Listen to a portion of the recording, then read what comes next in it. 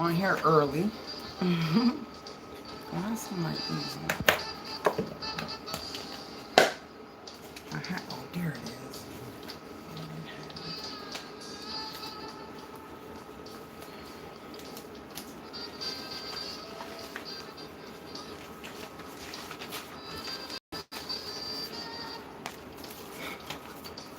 Hey to anyone that's in here that's watching me.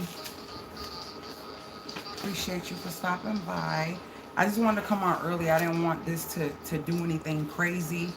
I did do a live a video so y'all would know that I'm coming live so we can talk. I did miss y'all. I miss a lot of you. And I do want to come back. My heart is here, like I talked about, but I'm going to give it a few minutes because I did say 5 o'clock, so I'm going to give people time to come in. But I wanted to make sure I'm in and the camera is not doing anything funky. So, where is that?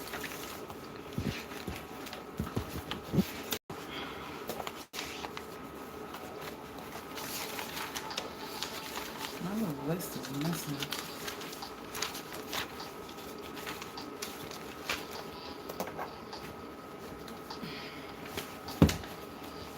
Oh, here it is.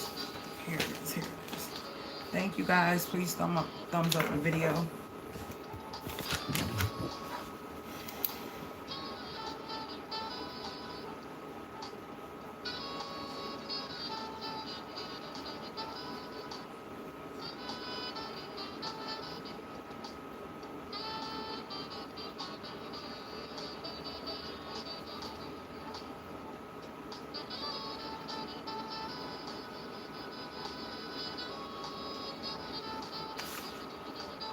I'm on early, guys. I'm on early.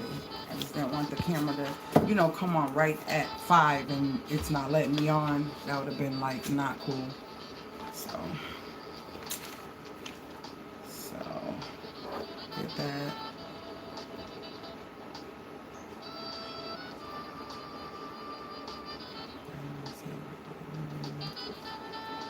Alright. I'm looking at a list of things that I'm trying to... Okay, we got that. That's done. Did that.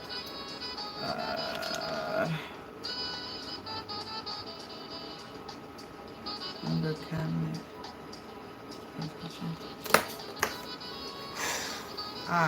I'm trying to...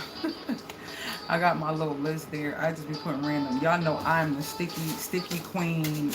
I got all types of sticky packs and little things. I keep them around because it keeps me remembering stuff because my brain is constantly got something. Look, stickies all over. Just sticky for something. Sticky.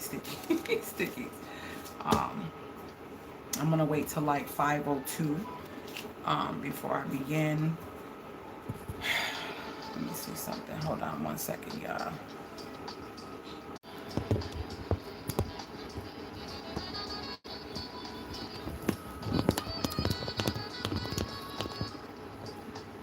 Man, I'm so trying to not give up on YouTube. Y'all don't even understand. It's so frustrating. Like, it is so frustrating.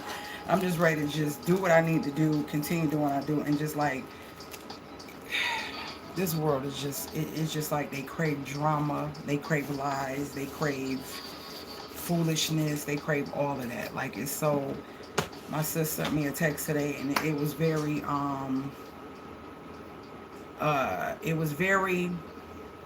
encouraging, but still going through. I was literally talking to somebody the other day and hold on, I literally was talking, telling us, sorry guys, I'm trying to get situated and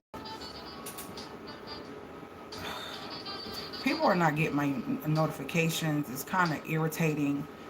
I got so much going on, like, and if y'all only knew the half, for those who come here, and you know I'm not talking about you when I say the nosy people that just want to see what's going on and they show fake love, act like they're the so-called family, when it's really relatives, the fake love people. And I'm not talking about those of you that support me. I'm not talking about those of you who been here and generally come on the videos, get something from my content. I'm not talking about those. I'm talking about real, like, people who have the same blood as me, or those type of people who are just watching to be nosy. That's one reason why I really want to give up YouTube, because my life is not show. And I do a lot of stuff that you would never know I'm doing, and I don't share it all the time. I don't share it all the time. I'm here to tell y'all, give y'all update, let y'all know something, and I'm just trying to sort out what I want to do. YouTube is draining, meaning, like, I love YouTube, and I told you I did a video some time ago telling y'all how long it takes to edit one video. I'm a whole mom, you get what I'm saying? I'm a whole woman that is currently fixing up a fixer-upper, a house that my realtor didn't even want to walk in this house with me when I got it. And I was talking to someone about that the other day. Like, I don't know if I shared that with you. My realtor was not coming in this house, and she's been in the industry for over 30 years.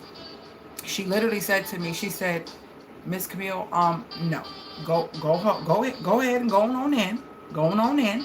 And some of y'all probably heard me say this. And see, that's the same. You know, the truth stays the same. You know, some of y'all heard me say that. She said, go on in, and let me know what you think. Sorry, I got the charger on my thing at the same time, just so it won't weigh that. Let me see. I think I got enough weight. So she said, go on in, and let me know if you like it. Let me know. Come back out and let me know if you like it. And that's how this particular house was. You know, when I came and looked at it, my vision, I'm a visionary. I'm a person that sees things that people can't see. I'm a person that can see through the things that people are blinded by, when it comes to just life and just different things. And I think, you know, when I push through in life, it is not fair, not dealing me the cards that I feel that I want. Oh, really? Because it's 84 here. It's 84 here. I heard, like, in Tennessee it's like 90 something. Who's all on here? Because it keeps going to 0. It's saying 1. It's saying 4. It's saying 2. I'm not gonna be talking to myself. Like, this is my life. And like I was talking to another she's like a sis. I consider like a sis. I said, I'm so frustrated, I'm so tired. Like, this is my life, and I'm gonna share what I want to share when I want to share it. And you get people saying that all the time, and people respect it. They're there, they're supporting these people. These people, some of them ain't even got no children. All they do is wake up and buy stuff for their homes, and act like they're living this luxurious life. They don't have nothing real going on in their life. And they got so many supporters. It's like, do you have to be fake? Do you have to lie to people and get on here and make up stuff just for people to support you? Because, you know, I get people like, did you see this? Did you see that? Like, some of my supporters are coming like, did you see this? Did you see what they did for this? And how, and people can, like, people standing outside can see the vivid lies that people are telling. Like, it's literally, I literally told this person, I said, go look at this, then go back and look at this. And they were like, wait a minute, how? I said, see how vivid it is?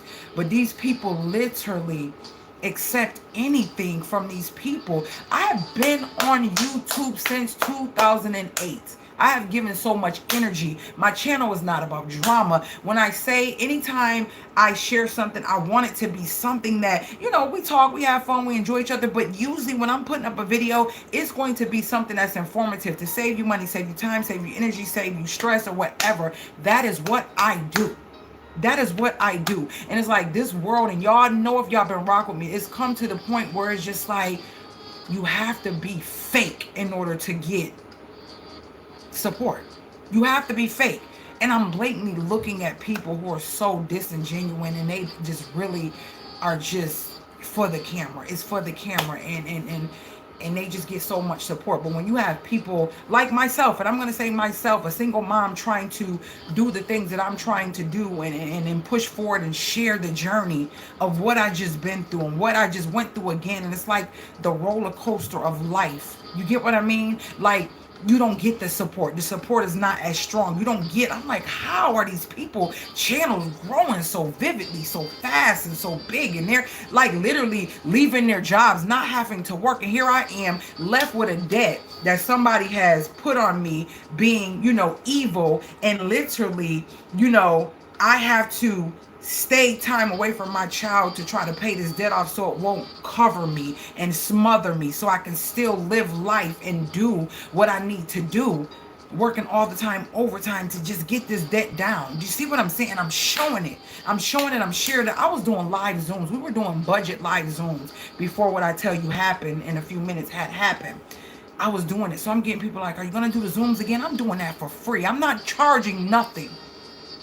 I'm not charging anything. I'm not telling you to go look. And I'm sorry. It's very irritating. I've been doing this for too many years. And I'm only coming back because as I was going, I told y'all my plants have been my therapy. It has literally been my therapy. I have been rocking with YouTube for so long, through my marriage, through my divorce, and now through the death of my ex-spouse / my kid's father. This is why I was gone. He passed away. He died in April. Okay?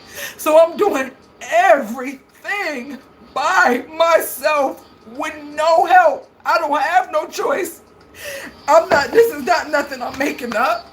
He passed away. That's who I was married to. He gone. He gone. Do you know how it was to have to tell my daughter that? Do you know how it is when I'm doing everything by myself and I'm still trying to be strong? That when she came home from school, my baby is quiet. She is quiet. It broke me down when I had to tell her, because she couldn't wait for the summer to come stay with her dad. Daddy passed away. You feel what I'm saying? Y'all, I go through some stuff and I don't understand why and what God is doing. But y'all know I've been trying to breathe for so long. I've been trying to breathe for so long. And just when I got to the point where I literally did a live and I was telling people, I said, y'all, I got at least 9,000 of this debt down working. Literally, y'all, I was working so many long hours, y'all. And y'all, I talked about it. And I was struggling. I said, I'm going to pay this debt. I'm going to pay this debt. I'm going to pay this debt. And I did it. I still have some left. You get what I'm saying? But I got a chunk of it down. I got a chunk of it down, literally. Do y'all know the feeling it is to have to tell your child that's not an adult, even adult, that their father passed away? Do y'all know that I literally just had came home from doing an overnight shift and I got the phone call from my mother-in-law telling me, literally, we just were texting and I was telling him he need to try this stuff for his heart and need to do this, he need to do that. He was like, I can't even show y'all the text. He said, man, Mill, he said, I should have been taking all this stuff when you told me. I should have been taking all this stuff when you told me. He's like, I need everything. What is it that you take? What is it that you take? So I gave him a whole list. And a couple weeks later, he had a heart attack. Like, y'all don't understand. Like, I didn't even expect for this. I thought that I was ready to come back because I missed it and be in front of y'all, because y'all are like my family. Like, literally, y'all are like my family. I feel family is created, blood is just relative, and that does not make them family. At the end of the day, like, the worst thing that I had to do in my life was tell my baby, and she was close to her dad like this. The worst thing I had to do in my life, it broke me because I couldn't do nothing for her. I can't make it better. I can't help her. I can't fix it. I can't do nothing. Naya has been tripping. She has been tripping. Like, literally, they just got back home. They were gone for 2 months. They just got back home to be with his mom because he was the only child. My ex-husband was the only child. So his mom don't have nobody but us now. Literally, she don't have nobody but us. So I was able to let them go stay with her for 2 months. And I was here by myself trying to figure out, what am I going to do now? Like, I gotta be the best I can. I don't have no choice. I don't have no choice. I can't get a break. I can't say, oh, you can go with your dad. I need a break. Oh, you can. I can't do that. And that's not my fault. It's not a choice that I created. Like, I'm not the type of person to just move away and step away, y'all. I'm going through things, like trying to figure out things, trying to process things, trying to understand what the hell God is doing in my life. And it's like, God, it's like, I told y'all, like, it's tapping into every realm of another person's life where I can say I've been there and I've done that. And it's just like, I don't want that no more. I don't want that no more. That's not what I want. I just want to breathe. I just want smooth sailing. I just want a good life. I want to be happy and I want to move on. I want to make this house a home, continue doing what I'm doing, and continue focusing on being the best I can be so I can be the best I can be for them. That's all I want. That's all I want. To get the phone calls, wake up in the night, in the middle of in the morning or the night, and see Naya laying in the bed crying, holding a picture, his obituary, listening to music that he used to listen to. Do you know how that feels as a parent? Do you know? Who am I going to talk to that really understands that?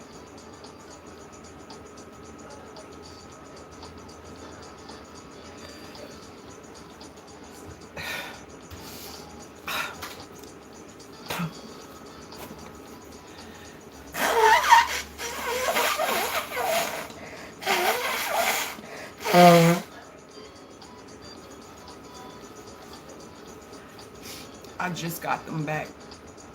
I just went to New York and got them. They just came home. Literally, we got here last night. They've been gone since June. He passed away in April.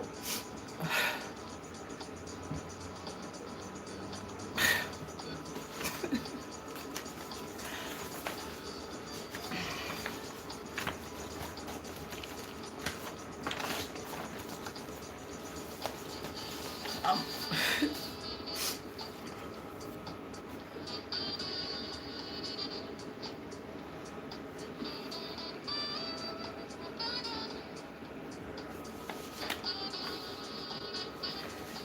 I just knew we was gonna do better, get better, and just we would be great co-parents and be great friends. Cause we didn't. I mean, we had our ups and downs, but we did our best to try to be what we can. But he had got so sick that he couldn't even help me. He couldn't help me. He couldn't help me. And then I'm going through a whole nother situation that is nothing I need to share.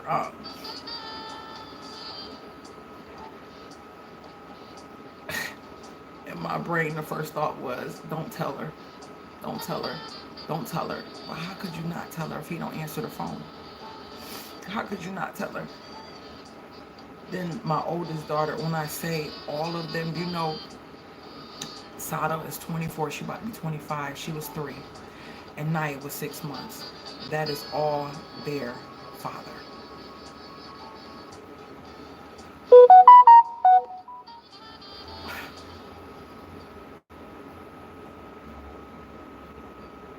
I didn't even know when she walked through the door from school. I had to call the school to tell the principal, and she's a black woman and she's really cool.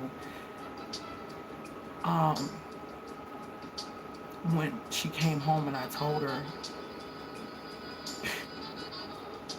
my baby just dropped on the floor in her room against the door. We couldn't get in the door, and she just, no, this is not true. No. And I couldn't grab her, I couldn't hold her. She cried and was like dead weight in front of the door. Me and I couldn't get in the room. Then when she graduated, my baby is so smart. She got presidential awards. She is literally, she A minus and above ever since she's been in school. So smart. And she got all these special awards, and they did something special for her because her father passed away. And he couldn't even be there. She can't go to high school. It's her first year going to high school. Like, literally, like, it's a lot. It's a lot. It's a lot.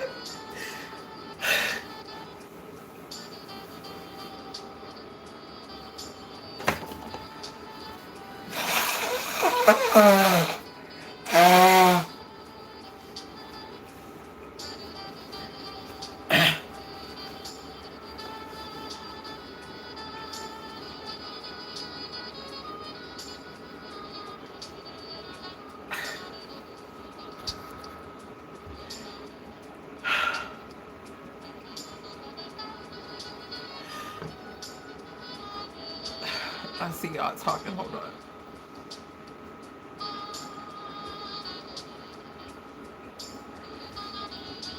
Oh, hey, who's here? Wendy. Hey, Ruth. Christine. Teresa. Um,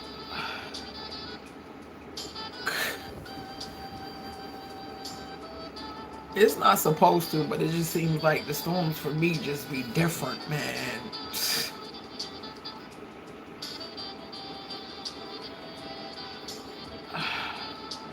I listen to you with the alternative medicine to take.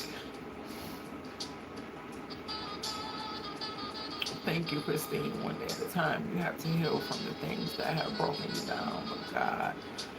But oh God, He will give you comfort and rest. Thank you, Chris. I mean, Teresa. I can't imagine what you're going through. You're a strong woman. Thank you so much. You're doing a fantastic job. Besides the sad parts, you're amazing. I'm always admiring you. Thank you so much. Thank you, Christine.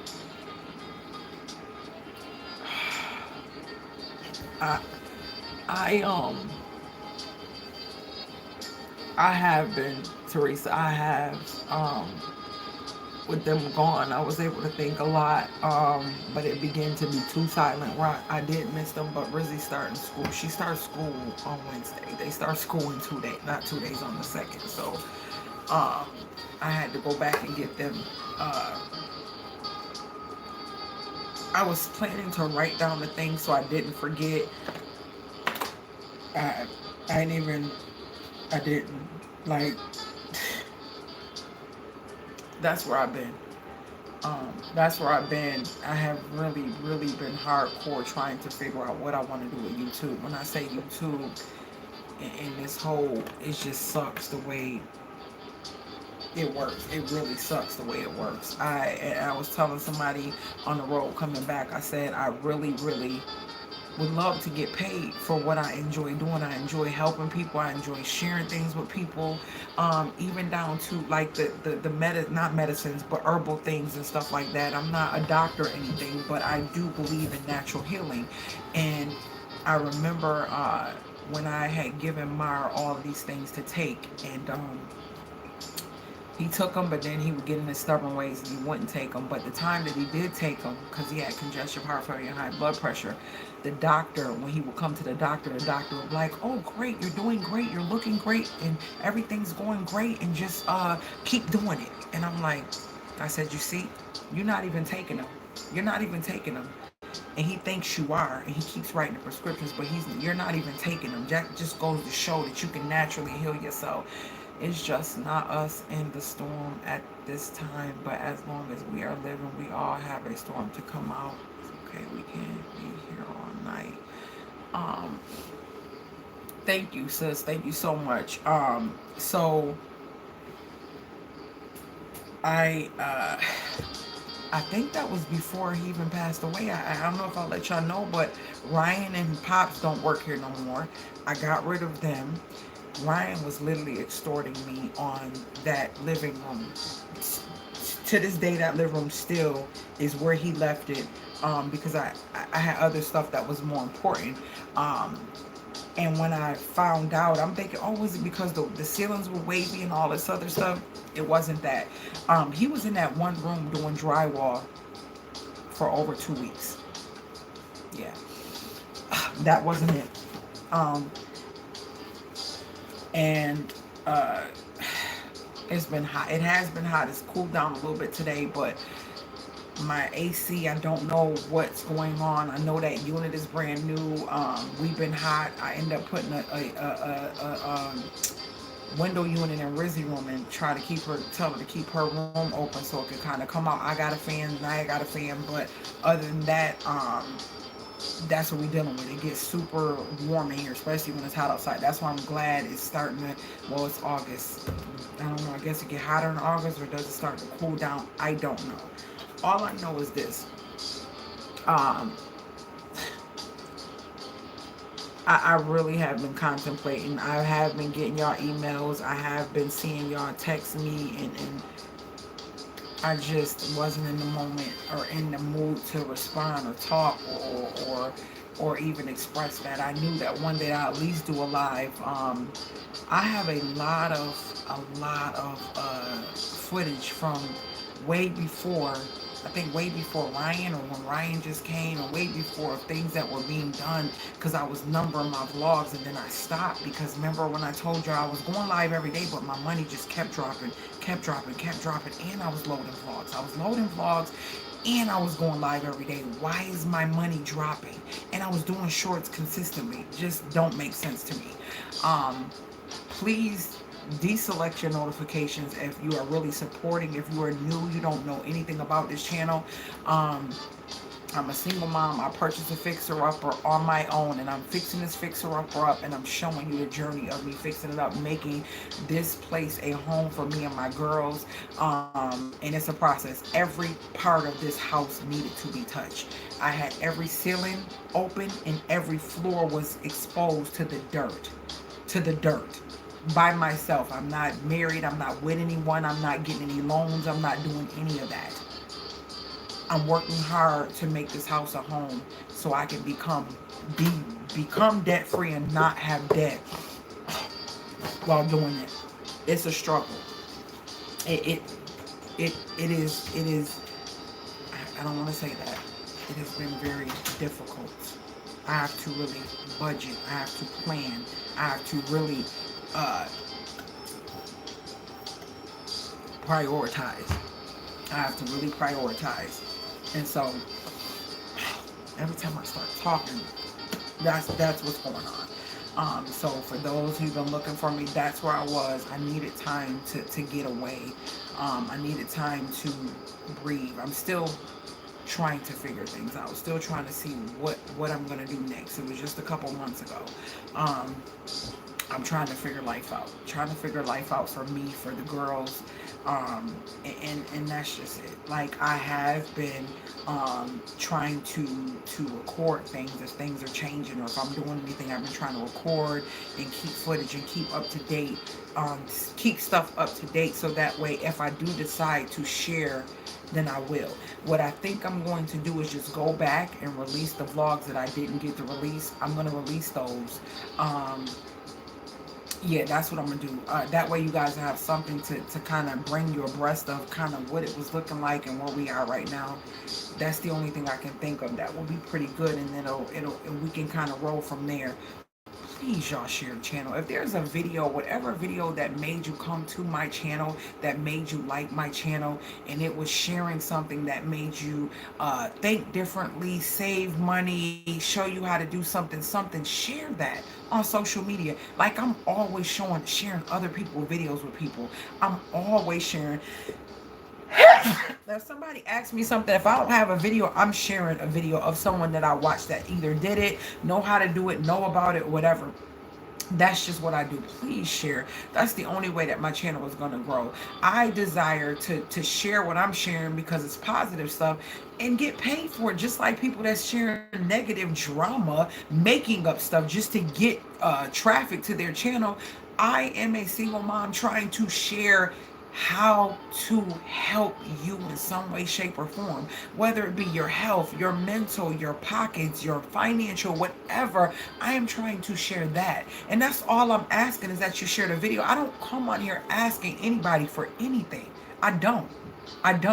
But what I will say this though, y'all requested, and this was months ago, some of y'all that are in here and y'all know this, and I know some of the times when my numbers drop, it's usually somebody from somewhere else that's watching and probably doing the things that I'm saying, and they don't like it, because at the end of the day, it's the truth. But you know what, I always believe that regardless of what it is, and y'all hear me say this before, if you do something that makes somebody spend money, or do something because you are being manipulative, vindictive, lying, or being false, guess what?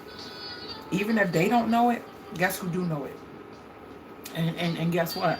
At the end of the day, that same money that person lost or spent, their hard-earned money, you're going to have to pay for that. You're going to have to pay for that. So I had a conversation with the lady from the water company. Guys, my water bill just keep going up. I have it. I'm gonna show y'all. Look, tell me, does this make sense to y'all? I'm gonna try to cover as much as I can. I just want y'all to see this. So y'all remember my pipes froze in December? Like, I'm gonna just show y'all the stuff that I'm going through that does not make any sense. Like this pisses me off. This is the bill. I'm trying to make sure I'm not sharing my address or something like that on here. Hold on. Okay. So you know how the water company gives you this to show you the last 12 months or however many months it is, right? So my bill spiked. Now, mind you, the pipes froze in December. So they claim from September, October, November, all of these were estimated. They couldn't read the meter. Okay, no biggie. So in December, in January, I'm like, oh, okay, my bill was pretty cool. No biggie. All of us are here, all three of us showering. I'm washing like normal. I'm not a wash. I don't wash every day.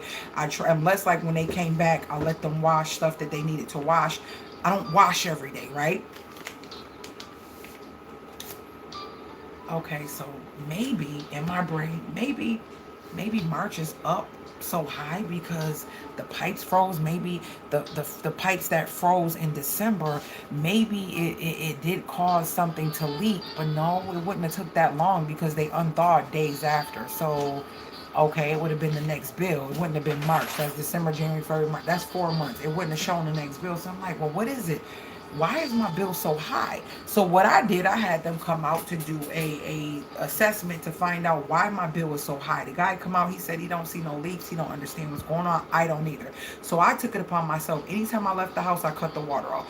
I monitored the showers. I monitored the washing dishes. Don't let the water run. Like I monitored that junk like crazy. And you can see it. It's the proof is in the pudding.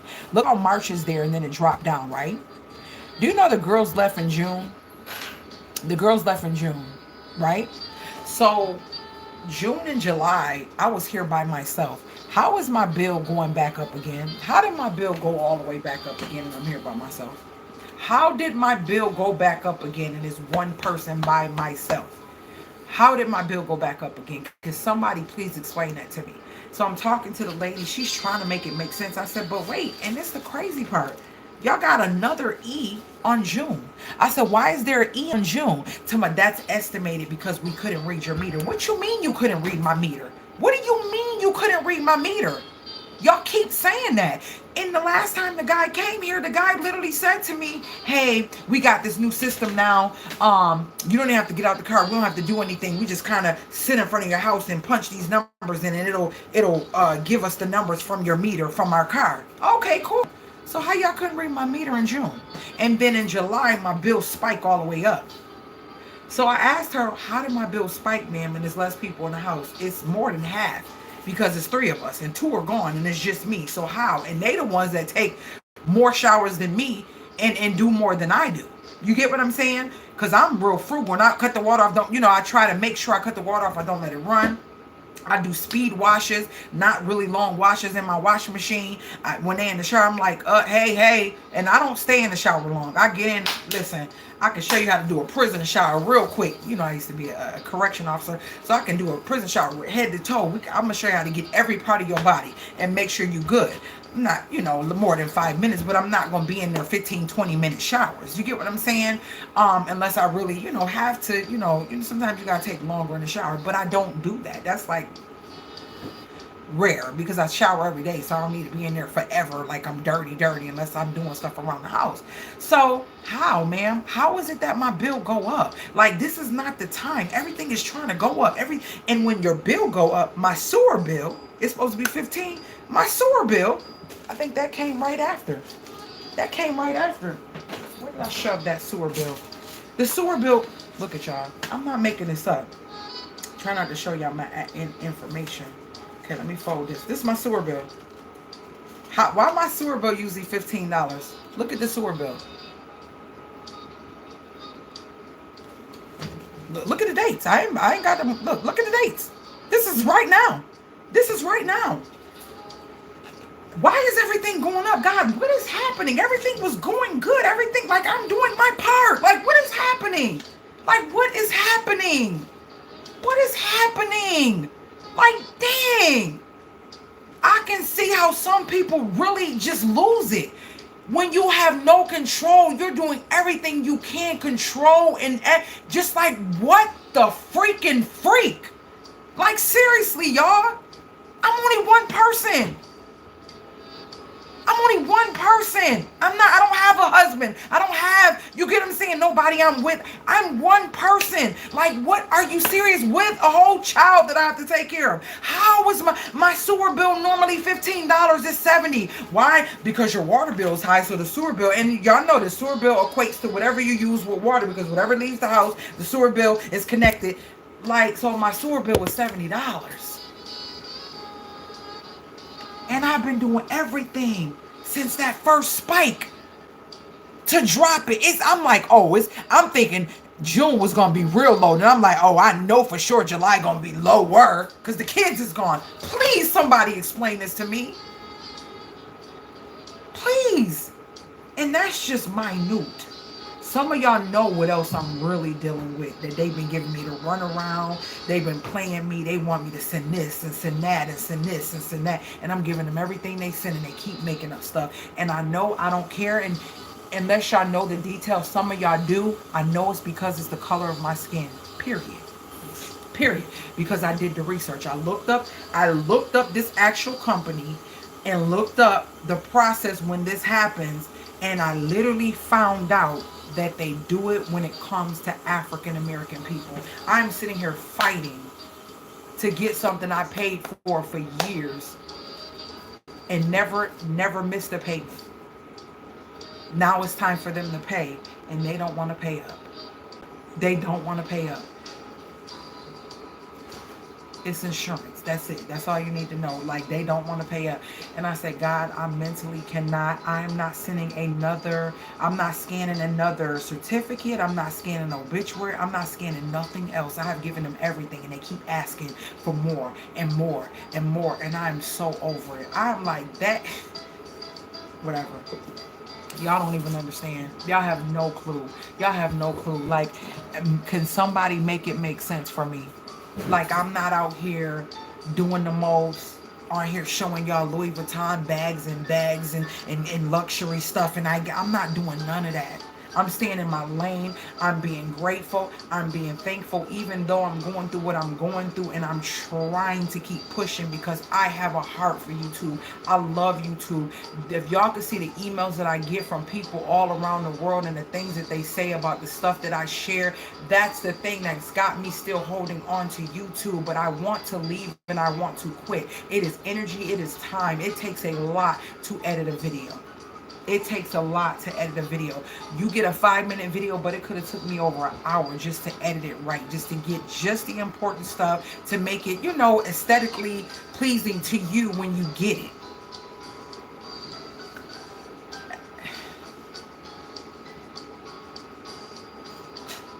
I was watching, what is the lady? It's a lady. She has a tiny house. I think she's moving out of it. And she used to be a singer. And she was talking about how some stuff is happening with a moving company. And she literally broke down. It's just, I felt all of her pain. We get paid pennies. Like, I get paid pennies on YouTube. Like, literally, I can load a video every day. I got thousands of videos, and my views were literally, the last time I checked and I was really on it, was over almost 55,000 plus a month. My views have dropped dramatically for one. Even before I left, they dropped dramatically. They were down like in the 20s, right? And at that time, months before that happened, I remember it was going back up again. I had got down into 1 something. It started creeping back up to 3 something, to 319. Then I was like, okay, it's gonna jump, and it jumped back down. It went to 317. Then it went to 2. Like, it just kept dropping dramatically while I'm on live. Consistently loading lives every day. And putting up vlogs every day. Doing shorts every day. Getting thousands of views every day.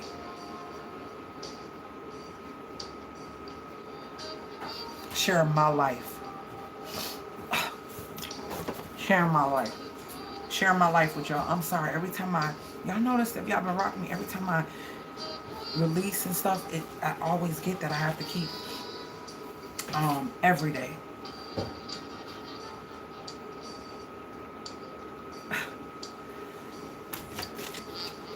I don't understand. I don't question God, but I do. I'm curious. What the heck is going on? What is happening? Why me?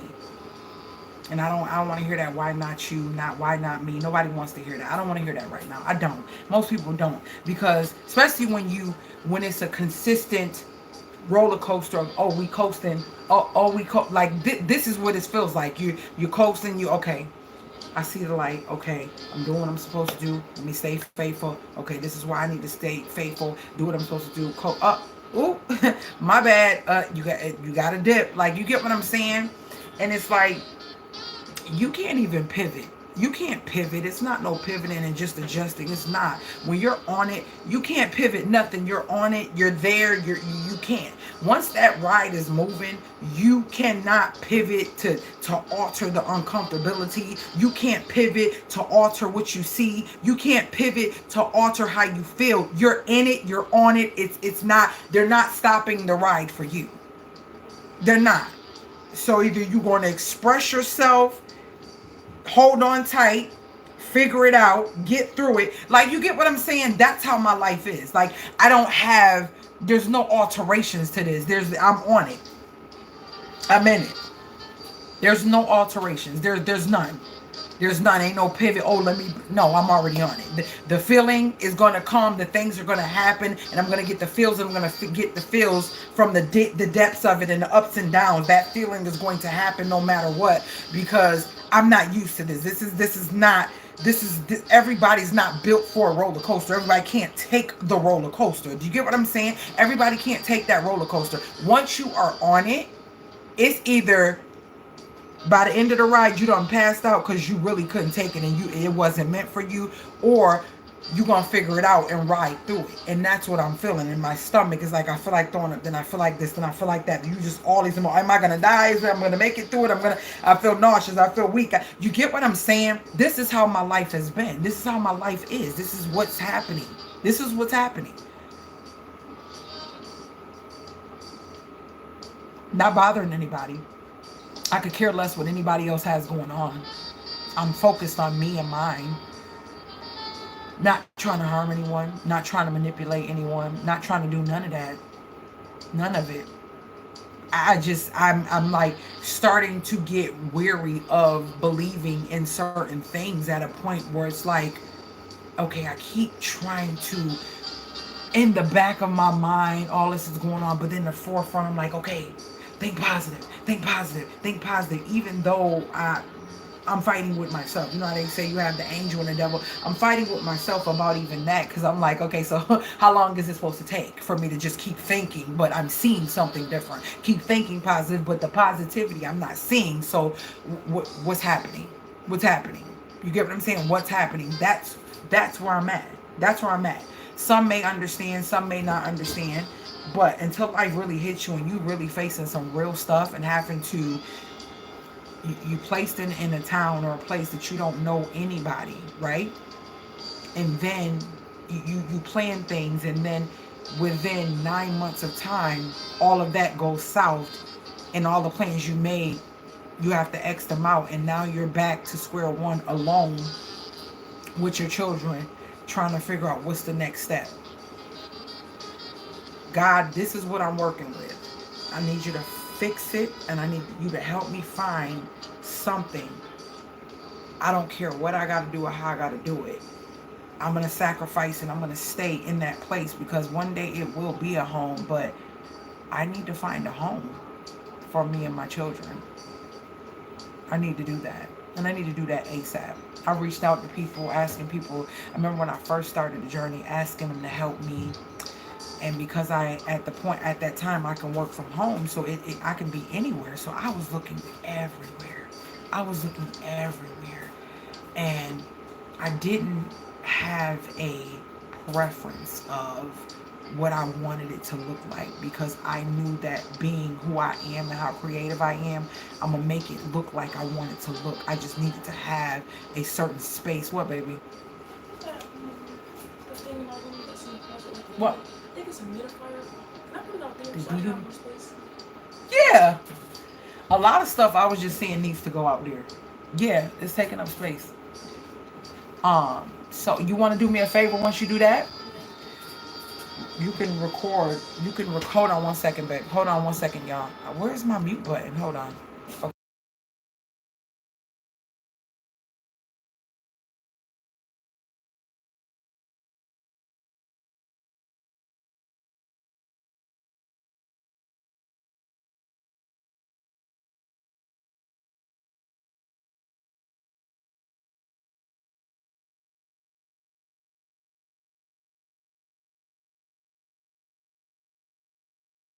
Not. It's not a rush. Whenever you done doing what you're doing, did I?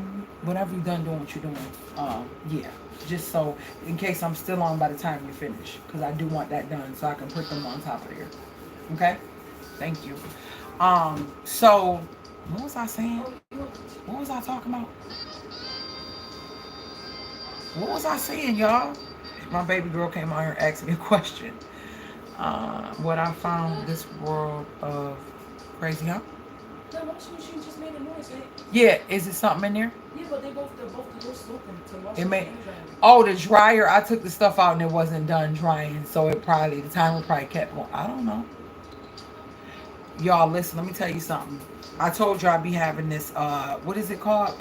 Not pair. Is it paranormal activity? I guess spirit people. Spirit people, whatever. I went out the sliding door today to take stuff to the recycling bin. I went out the sliding glass door today to take stuff to the recycling bin. They're both asleep. Naya and Rizzy are both asleep.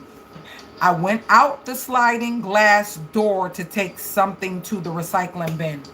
I came back to the door. It was locked.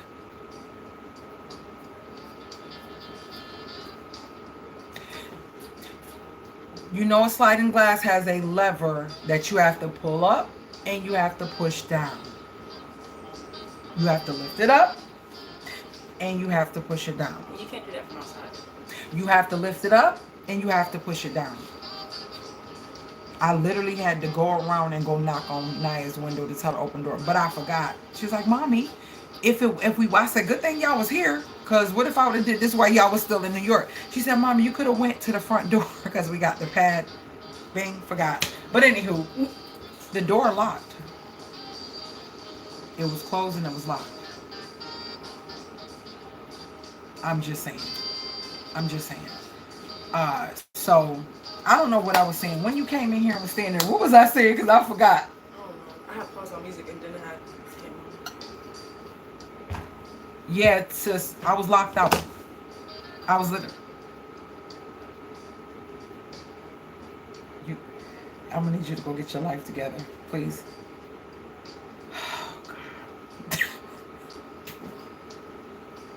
Y'all know Naya about to be 21. Why is you in my camera? I can't say.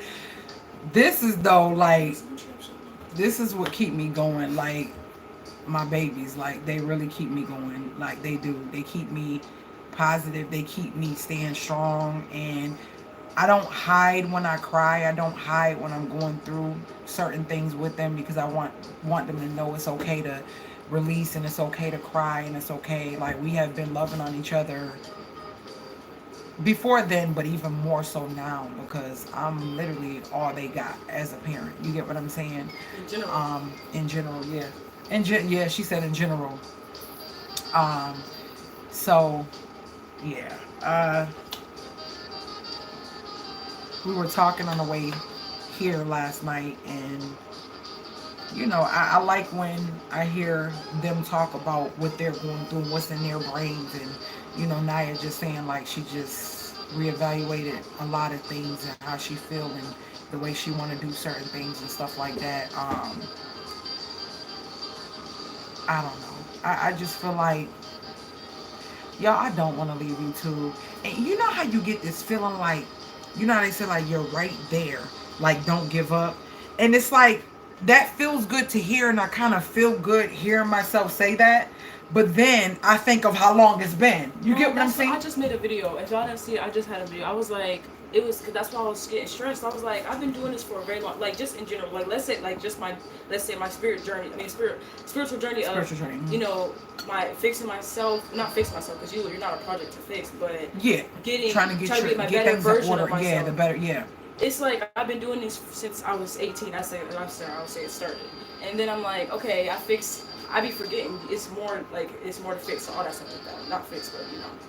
And I'm like, okay, when is the stuff that I know is gonna happen for me gonna happen? Like what else I gotta do? What more do I have to do? I've been doing so much all this whole entire time, and it gets frustrating because it's like I've really been putting in a lot of work to fix myself and trying to make a plan for what I want to do in life, because at a certain point in my life I didn't know what I wanted to do because I didn't know how long I was going to be here, because I was so depressed. I didn't think I was going to be here this long. So I didn't have a plan until I was like, okay, I actually have to come up with something, because I you know. Yeah. But yeah, it gets frustrating because it's like, okay, I've been doing a lot of a lot. Right. It's like, what else? When is it coming? I know it's coming. I know it's meant for me, but when is it? Right. That's the thing. It's that okay, it's above patience now. It's further than patience. It's, Yeah. I have to, I don't know if it's just the fight in me.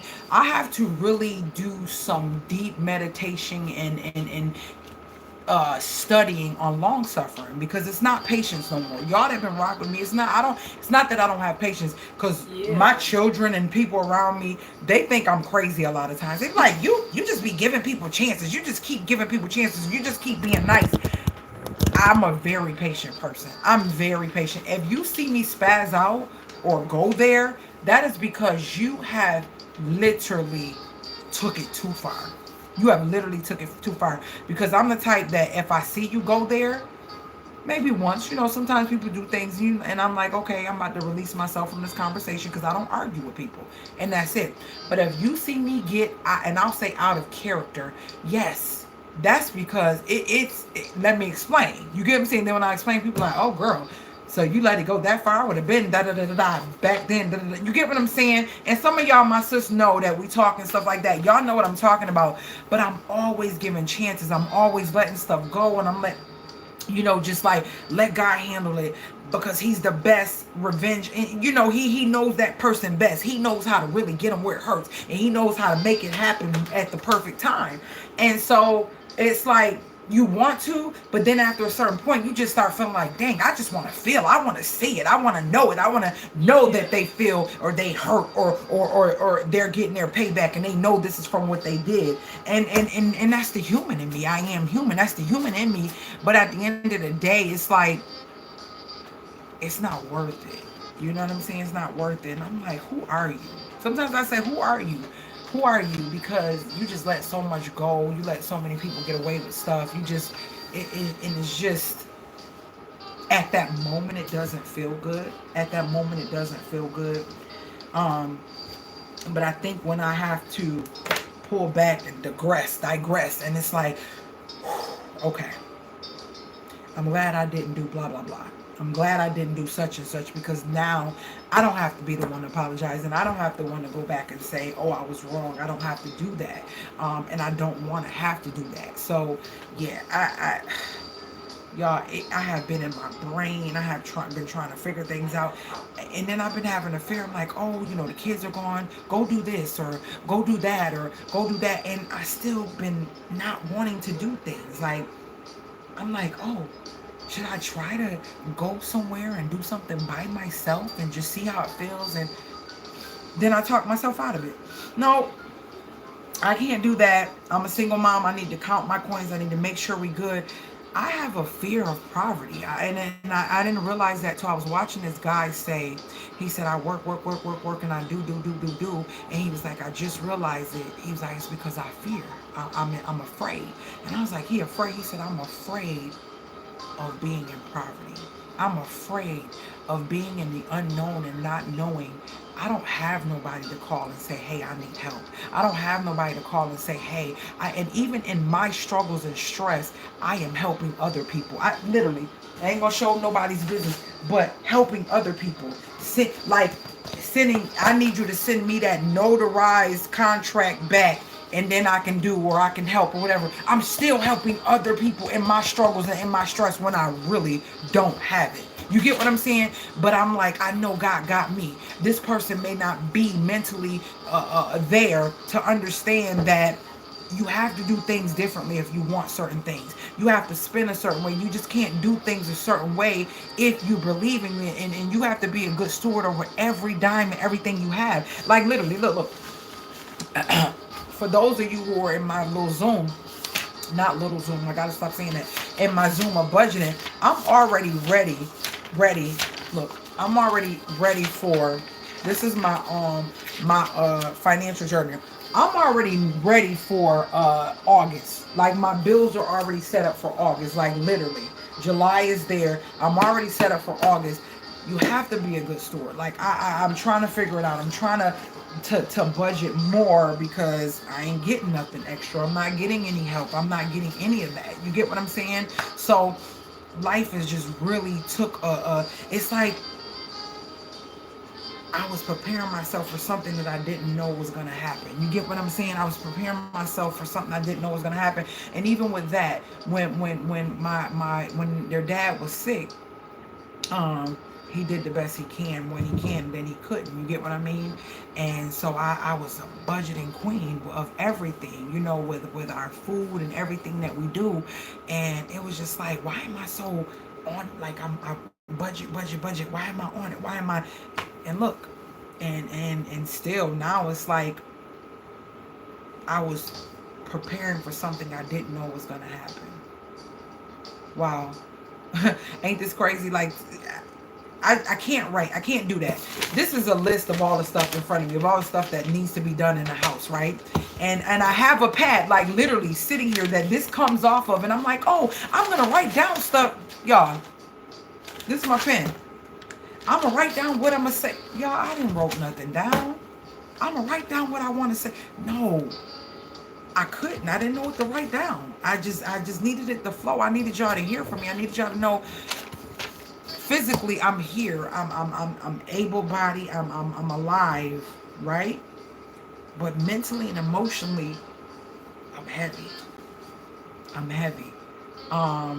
I will be, and I don't care. I'm not. It's not prideful or anything. I will be, because y'all talked about this, and now it went through my brain. This was several months ago.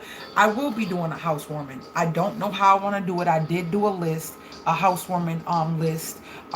If you are interested and you would like to see the list and help out, and I'm not asking. I'm not saying you have to, but why not? Like, you know what I'm saying? Why not? Like, why not? Like, I don't ask for nothing. It's housewarming. Like, if I was a friend of someone and I wanted to help out, I'm going to help out. I do that. That's nothing. I have a housewarming list. Yes, I do. Yes, I do have a Cash App. Yes, I do. I have all of those things. I never talk about them. I don't post them. I don't put them anywhere, on anything unless they are requested. But yes, I do have those. My prayer and meditation has been different. I don't think that's being prideful. I guess because I see so much scamming and bullcrap going on, I don't want to be a part of that. I don't want no one to ever think that that's what I'm here for and that's what I want. But yes, I do have those things. Why wouldn't I? This is life, and that's a part of life now. When you get a house, people help you warm that house to make it a home. That's what they do when they support you. They love you and they're riding with you. Yes, I do. Yes, I do. I have Cash App and I have a housewarming. And my baby girl has one as well, which was requested from some of her father's friends, but nobody ain't really, whatever. We don't even want to talk about that. But anywho, you see who really is down for you when something like this happens. You really see who's down for you, and I really pay attention. During that time, I want to thank you, sis. You know who you are, for blessing me and saying, even if this can pay for your gas and pay for some breakfast, sis, you've always been riding for me. You know, that meant a lot to me. That meant a lot to me. When actions come behind the words, that meant a lot to me. You know, people say they riding, but it's different when somebody actions line up, because I'm an action person. I am an action person. You get what I mean? I'm an action person because I feel like nobody displays actions and allow actions to occur if they don't want to and if it's fake. You see what I'm saying? So you could say anything, but when you do and you say and do is different. So I have a whole nother love for you because that was a blessing at that time. It was definitely a blessing. I had someone that I did at least expect sent me. I have a peace lily. I actually put my peace lily in water and I broke it up into two spots. Hold on, Naya, babe. This is one part of the peace lily. And y'all, my plant game, when I tell you I've been in this house and my therapy have been plants like crazy. So y'all gonna get a lot of plant videos. If you don't like plants, I don't know what to tell you, but plants are amazing for your oxygen. You should at least have, they say, is it 2 to 4 or more in a room? Because this is a natural purifier. Hold on, I think hey babe, are you recording? These are natural purifiers. So this is a part of the peace lily that I got when Mara passed away. So this is a part of it, right? It was big. And I was so excited that someone blessed me with this. I always wanted another peace lily. I remember I was struggling with peace lilies years ago, like 2016, 17, trying to keep one. Hey, babe, I needed you. Nye, give me the big one. Give me the big one. The big one. And I just found a new pot for it from this like secondhand place. So this particular one, it's been doing great, and the food that I'm putting in it, this thing has been flourishing. This is just a piece. This is the bigger one right here. This is the bigger one. I just repotted this the other day. So this came for this was all one plant. This is the bigger one. Actually, it is more than one piece. I just cleaned the leaves the other day and put this in a new one because the top of it was too thin and I needed it to get space. And I just fertilized it and put some more this fertilizer that I love. When I say I got so many plant videos, I just been doing videos because these have been my therapy, talking to them, making sure they look amazing. When I tell you I got plants everywhere, like I got so many beautiful plants to share with y'all that have been gifted to me, that I bought just going to the store, getting my therapy, that my girls have bought for Mother's Day. And this is the peace lily that we received for the loss of Mara, and it was not doing too well when it came home, and I think like 12 leaves fell off one day. I said, nope, I'm gonna figure this out because I'm not losing this. I'm not losing this. And I found out that they can be hydroponic. Hydroponic is when you grow them in nothing but water. Y'all, I've been doing some hydroponic growing, and it's so pretty because you can see how the leaves, how the roots, see the new little baby white leaves. I get excited about plants just like food. You see the little white leaves?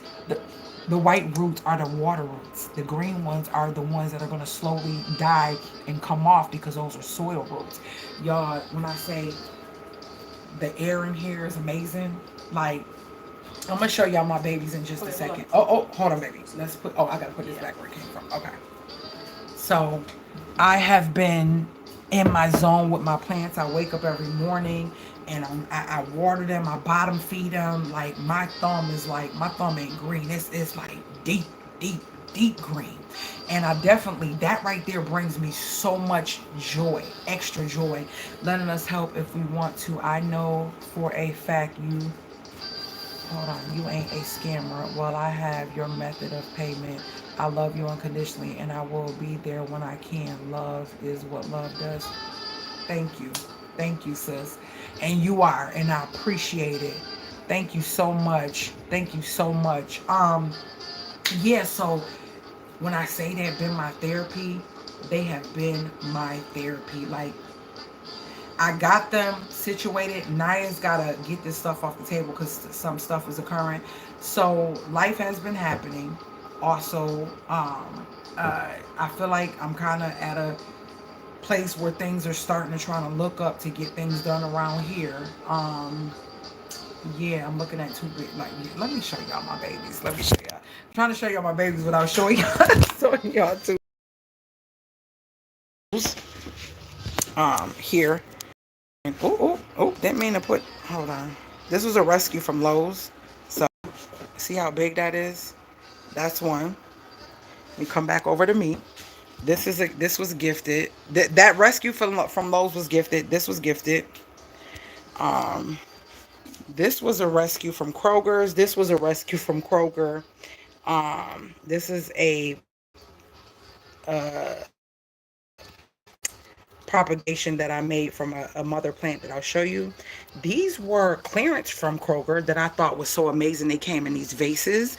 They were $1.50. They went from $3. I went back to get more and they had dropped $1.50. Yes, I did get my receipt and had them give my money back and got more. But this bad boy was so bad and so damaged, and now it's up perky and doing its thing. That's another one of the Kroger clearance pothos. Hold on, yeah. Okay, so in here is this the one I was talking to you guys with. It has grown so much. Like when I got here, this little thing was like still like coming off like right here. Since I've been using this fertilizer that is so amazing, it has just been like, oh, hello. So a lot of these you guys remember. Those are the two big ones that I've had for a couple years now when I first moved here into the state. Some of these come from my old house. Some of these are gifts. Like that was a Mother's Day gift. All of these were Mother's Day gifts. This was original from where I was living. This was a one. This is a ginseng bonsai.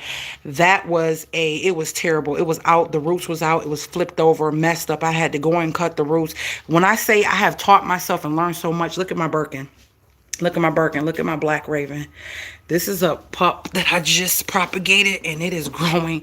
When I say my stuff is growing, and I got more of these because I got plans for these on some shelves when my house get together. This Crofton is my baby. You cannot touch it. You got to leave it alone because it is very finicky. But if y'all can see how long these leaves are, these leaves are huge. Like, these are huge. This thing was so tiny. These were so tiny. Like the leaves were like way like this and maybe a little bit longer when I first got it. That's an old ZZ. This is a propagated pothos here. And it has grown inside the pot. I've never seen that in my life. When I tell y'all, with my meditation and prayer and just having a spirit of just like peace and just moving at my pace and doing what makes me happy, these things have been flourishing. Like they have been flourishing. It seemed like a lot, but once the house get done and they get put in sporadic places around the house, trust me, it's not going to be cluttered. This is an allocation. Never had one before in my life, but I got one for Mother's Day. And I lost a couple leaves, but this one just popped up. And then we have one that's struggling. I don't know if that's going to ever come up, but this is in hydroponic. It's a hydroponic growth. Took it straight out of soil and put it straight in water. This is the fertilizer that I love. I ordered this right on Amazon. When I tell you my plants have been acting up in a good way with that fertilizer, especially this one. This is one of my mother pothos. It's all wrapped up on itself because Naya's going to be cleaning off this table so I can put the plants there. But look, this has a vine that is so long. It's all not, this ain't even a long vine. That's the short one. It's on this side. It's on this side. Y'all, it's all twined up. But anyways, this plant came from the mother plant in there, and it is just growing so much. This is a pothos this is actually one of the pothos I got for Mother's Day, and it was tiny, and look, already. And that snake plant, I just added 2 together to make it fuller, and I did a video on that. So let me show you the others. Okay, let me show you. Okay, so that big plant in there that's all lined up, I literally just made all these propagations from it. All of these come from it. Kroger had this and all of these with roses in them literally after Mother's Day for $1.30. So I got these glass containers and the wood. Each one of these blocks were $1.30. This one had 3 roses. This was $1.70. And I literally said I wanted more propagation stations. So now I have all of these. They're not going to stay there, but that's where they are for now. Okay, so in here, that's heavy. Be careful. In here, oh, Naya's in here. Okay, so I got my peperonia that I had to put a stake in it because it's getting heavy. And I'm telling you, I've been putting the fertilizer and these things are just like growing so fast. Naya is the cactus girl. So I buy her cactus. If you ever want to get Naya something, she loves cactus. She loves cactus. And then I have all of these are propagations. These are propagations. This propagation is a neon pothos that I received from years ago. I think it was 2016. I ordered a neon pothos from Amazon, didn't like it, and I was unhappy with it. And my mom-in-law said, nope, I'll take it. She still has it. It's crawling all over her house, not all over the house, but all over the window by her living room, and I seen it. So last time I went there for the funeral, I took a piece, and this is how much it has grown just that fast. Just that fast. And since I started putting that fertilizer, now you see the neon pothos. You see the difference in the leaves, how bright green this is, and those are like darker. That's the fertilizer. Rizzy, we went to a specific place to get her a service done that she wanted and begged me for, and in there I asked the lady for a piece of her silver, I forgot what the name of this is. If you know, say it. But I got a piece of this, and this is a new leaf, and another one is. What you just say? Silverback roll. You talking about silverback roll? I can't. Nah, you just be making up stuff. Okay, so, oh my gosh! Yo, look at that! The leaf, a new one. Just that fast. Remember I just showed it to you? Okay, so this is my rubber tree from the other house that was struggling. That is now, it's okay. You just got home. You're trying to unpack your suitcase. Oh my God. Look at this. Look at this. Like, this thing is growing so good. This was a Mother's Day gift that I got myself. That's when I bought myself. But look at this bad boy. This is the mother from that one that I showed you in the living room. And I mark them to see how much they grow and how fast, and once they get to a certain point, I put another notch up. These both are growing like crazy. This one, I implemented all the propagations that were on the wall in the kitchen. I filled it in there. Now, if you want your plant to get full and thick, you have to cut the leg. So I'm going to probably cut that leg off too, because I noticed about a month ago, I found a picture. When I tell you this fertilizer is no joke, my plants are growing so freaking fast. All of these get bottom fed. These get bottom fed. Those all get top fed. Most of my plants I bottom feed. Now, Rizzy likes succulents, so these little cactus with the eyes, I got those from Kroger. Those was on clearance for like $1.50 or $2.50. So I bought 2 for Naya. This was a gift I got Naya some months ago. It's a fairy cactus. And then I got Rizzy these 2 succulents here that are sitting in some sun, and they are the same. They look like the little man in the front. But yeah, I got her those 2 succulents for when her room is done. She'll be able to put those in. But yes, so my plants have been my therapy, and they are work. Not like hard work, but you have to pay attention to them for them to look healthy. You notice my plants ain't crusty, they're not yellow, they're not brown and falling apart. And no shade to those who have plants like that, because I used to have plants like that too, but I was determined not to kill them. Not only determined not to kill them, but I was talking tonight. I said, as a mom, I feel like you know when enough children is enough for you, right? You cannot be you probably can. Maybe I'm not saying this right. I need y'all to help me. You're only one person. So regardless of how great of a mom or dad you feel that you are, every child that you have, you're taking away time from the child previously, period. So you just can't give 24 hours of yourself to one of them. You get what I'm saying? So that's the same with plants. I get some people like, oh, I got 300. I said, I'm not bragging about that, because I want my plants to look like I care, like I'm a good plant mom. I want my plants to look like I care. I haven't got into the very exotic plants. I can't see myself paying over $30 for a plant. I'm sorry, unless it's a tree or something real big. I'm going to be honest with you. So I haven't got there yet. I love what I have. I'm more of a green plant girl. A little bit of color here and there is good. Y'all know I'm not a flower person. But I get so much feedback in the group that I'm in on Facebook. And Teresa, you're in that group. And I think I put Christine in that group just recently as a way to still get videos from me. But you have to still have it within your realm of capabilities What are you able to do? You get what I'm saying? Because you can have them, but are they being neglected? You can have as many as you feel you think you want to have, but are you able to care for them? You have to make sure you check in the soil. Make sure you check in the leaves so you don't have bugs and spider mites and stuff. That stuff is real. Having gnats around your house, like, you have to buy things to prevent these things. Some plants need to be misted. Some plants don't need to be misted. Some plants need to be pruned. Some plants need to have fertilizer. Some plants don't. Like hydroponic plants, I didn't know you have to fertilize them too. So I love that fertilizer because that fertilizer is for hydroponics and it's for soil, indoor and out. It like covers everything and it's amazing. It's like $13 a bottle, but I don't even use the recommended amount. I pour until God say stop. Not trying to be funny, but I don't know. I just do things a different way. And and then I have this here. This was also Naya got me this. Look at this peperomia. Look, the new leaves are, since it's been getting fertilized, is real fatter. Look how fat the new leaves are from the ones that were there before. The fatter leaves that are coming up out the ground from being fertilized, look how fat. Look at my hand. Look at this. The fertilizer is the truth. I'm sorry.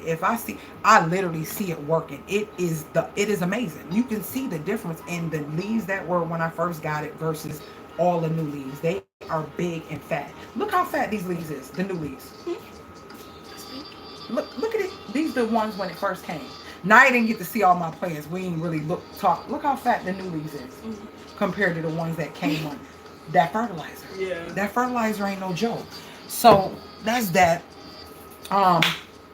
Y'all, I hate getting on live because it's hard. It's some things I want to share, but it's some things I want y'all to see through the vlogs. Y'all gonna have to stay up, and I hope y'all notifications is on because I got a lot of goodies, especially with plants. I got a lot of goodies with plants, and I'm considering maybe doing a plant group, my own plant group, because when you get people around the world, this lady she was from New Zealand, I think it was. And she said to me, she said, please. And then I was just posting videos because I take care of my plants anyway. So I'm recording them. And I know I like to do how-to on my channel.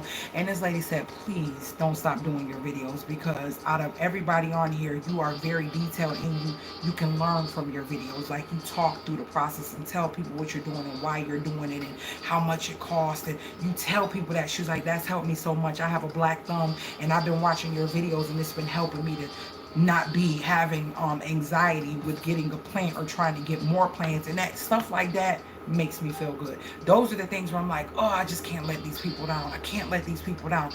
Those are the things that make me hold on even when I ain't gonna say it's not worth it. At this moment, it's not. Like, not trying to be funny. Like, YouTube sucks as far as what I'm getting for compensation for my time and energy.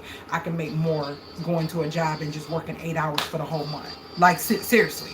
Do you get what I'm saying? I can literally go to a job, work 8 hours in 30 days and make more than I'm making on YouTube.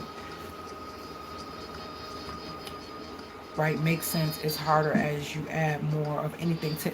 Thank you. Thank you. Yeah, Teresa, I'm talking about your plants. Girl, you know I don't have a green thumb. You are my hero. Lava love. They are gorgeous. Thank you so much. Thank you so much, Tam. Since you join. Hello, love my babies. Teresa, I just joined the group and I am excited to learn. Hello, everyone. Hey, sis, I didn't know you were on. Oh, my bad. It's a struggle, but I joined the plant group and it has been really helpful. Yes, it has. I need all the help I can get with my plants, but I am trying.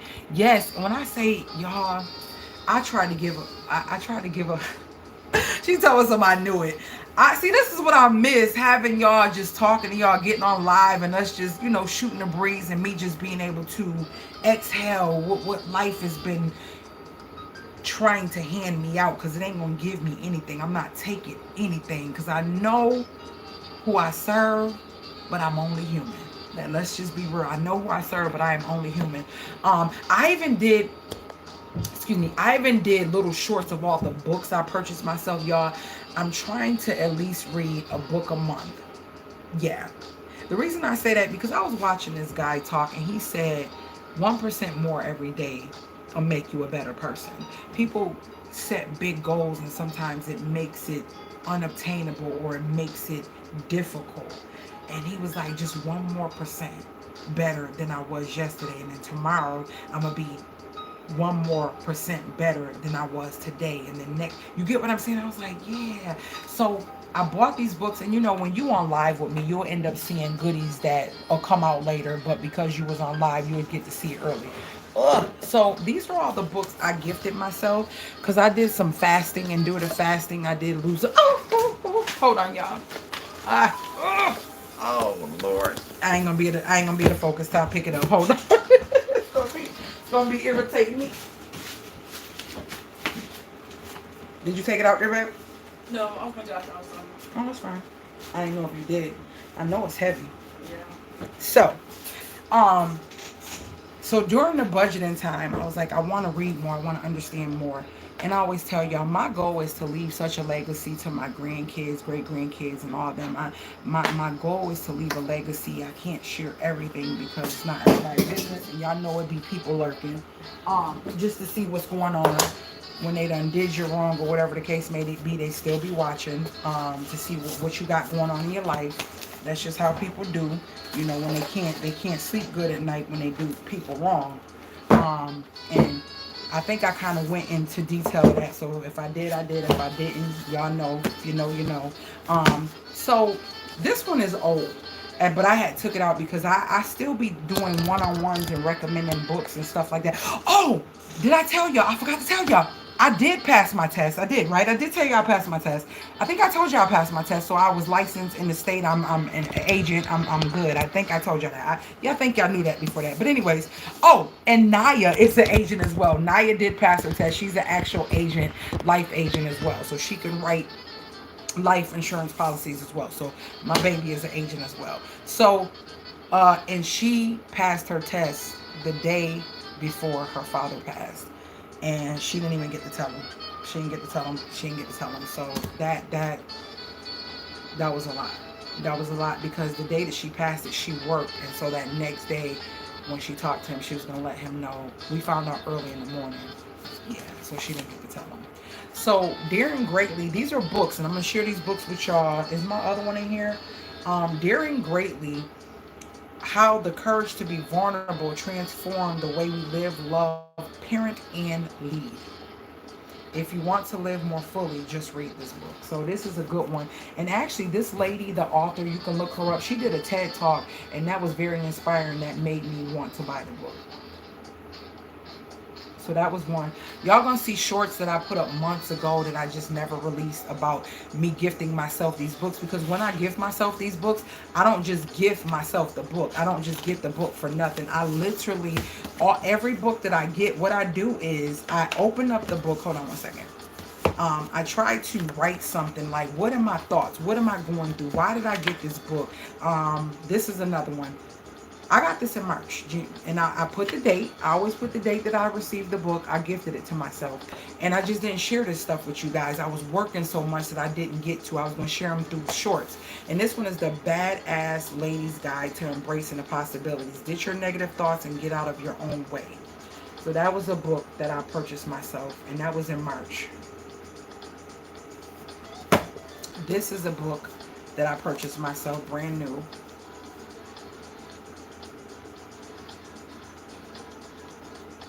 And let me see, this one, that was, nope, I didn't even get the right on the back of this one yet, but that was one. This was one that I purchased myself. This is the type of stuff I like to buy. This is where my money goes, stuff like this. All the time wisdom, all the time information, knowledge, education, to pass down from generations to come, or anybody who comes in my presence that I can help with, learn as much as I can. So this is one. And this one I think I got with the did I get that with, I don't remember which one. This is the other one that I got. Just trying to make sure ain't nothing falling. Okay, this one. This is a hard copy. This was a gift to myself. I want to start like doing, I don't know if I want to do the plant group or like more of a book club. I've been talking about a book club because I'm always reading something. I'm always reading something. Um, and then this is the one I got for myself. I heard a lot about it and I was like, let me bite the bullet and grab this book. Do you have any of these books? Have you seen any of these books? Heard about any of these books? Thought about any of these books? This was one that I got myself. And that was 313. And see, I'm just sharing a little bit of something. I write on the backs of all my books, and I always write when I got it. So they mean something to me. What I'm mentally going through at that time, why I bought the book, all that good stuff. And then this one, I seen the not documentary or show. It was a little mini series on Netflix with this guy going and getting people's life right and budgeting. And I could just see myself doing that, teaching them how to get out of their debt and how to move forward. It says, I will teach you to be rich, by Raymond Seth. No guilt, no excuses, no BS, just a 6-week program that works. So I gifted that to myself. I like to spend money on stuff like this because I want a library. It's nothing like a real book in your hand. Then I bought this for myself.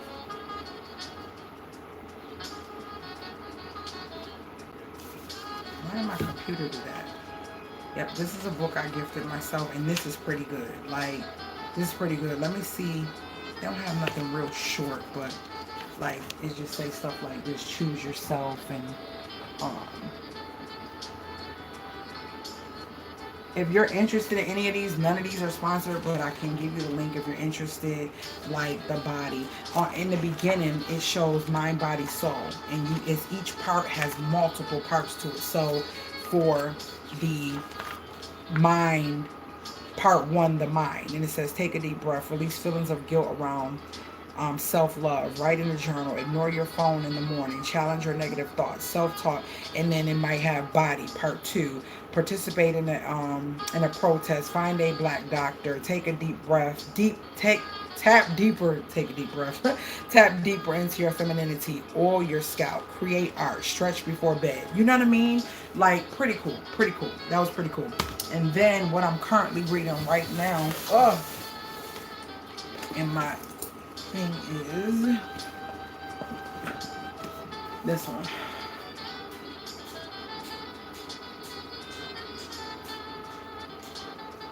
And this one was a very big eye-opener, and that was like the month of March was like, it was, I don't know, I was in it, like it was just something that came over me to focus on finances. And the next month he passed away. This was March 5th. Like, I was buying books back to back in March. So this is what I'm currently reading. Why? Because I had to stop a couple times. You know what I mean? I had to stop a couple times, and I'm trying to pace myself. And then I got these because I don't want on my coffee table. I don't want Tom Ford, Chanel, Louis Vuitton. I don't want none of them on my coffee table because I could care less about any of them because they could care less about me. And I'm not trying to make them richer so they can keep living luxurious lives while we out here struggling. I want to see my people on my coffee table. So this was one coffee table book that I got myself as a gift.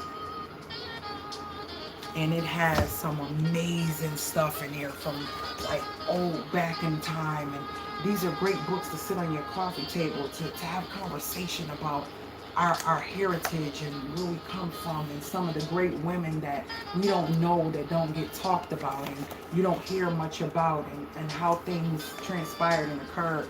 So that was that. Beautiful book, beautiful solid book.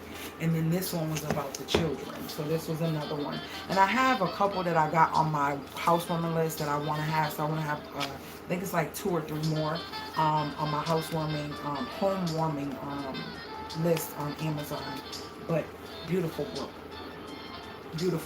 I mean, it has beautiful pictures of so many different models and kids that are like just oh my gosh, tell me this is not beauty at its finest. Just tell me it's not. Like, why not let your child or your grandchild pick up a book like this off your coffee table and see the greatness and the beauty in our melanin?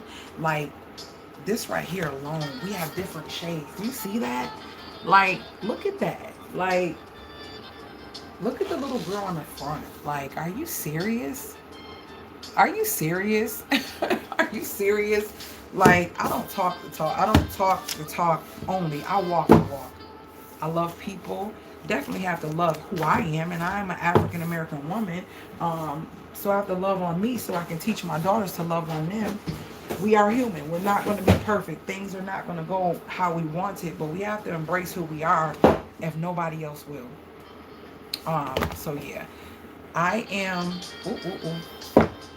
The bottom of this live, what I'm gonna start doing too, so I don't forget, is if somebody does buy me something off of my registry, my housewarming registry, I'm gonna get a piece of paper and start writing down when somebody buys me something, put their name next to it, so that way when I do like open everything or share, I can make sure that I send, something to the person when they send me something, just for taking the time out and spending their hard-earned money to support me and help me make my house make this house a home. I'm sorry, y'all. Hold on. I keep dropping this stuff on this little thing. So, yeah.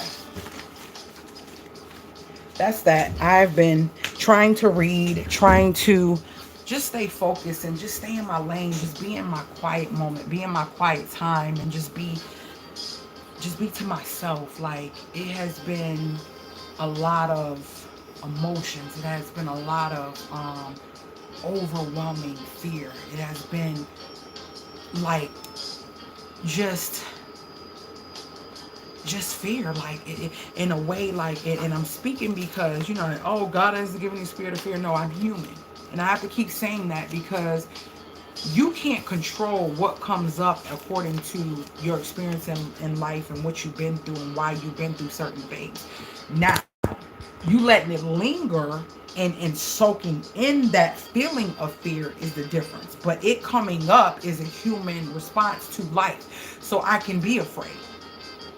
That was the first thing I said. Like, how am I going to do this? How am I going to do this by myself? How am I going to do this by myself? I was praying and hoping that he got better and we would just co-parent and everything would just be amazing. So now I put the burden of trying to be both of us for her, and then I said, wait, I can't never be both of us. I can't never, just as well as like when I used to hate when I hear women say I'm the mama and the daddy. You can never be. You can never be. And I talked about this before. I don't care if you do have a deadbeat dad and you don't have the situation I had. You just have a straight deadbeat dad. You can never be the mother and the father, but what you can be is the greatest mom that you can. And you can never be the mom as a dad. You can just be the greatest dad that you can, because you can never fill a void that particular parent needs to fill for a child. A girl needs their father, a son needs his mother, and vice versa. And you can't take that away. You can be great and learn to nourish and nurture your child in a way that self-love will be so much more prominent in their life, that they will know how to handle life and not go through life being toxic, broken, and unhealed. Know how to handle life and get and seek help to help them through something they may not understand, so they can be great as well. Because we all gonna have struggles. We're all gonna have things happen.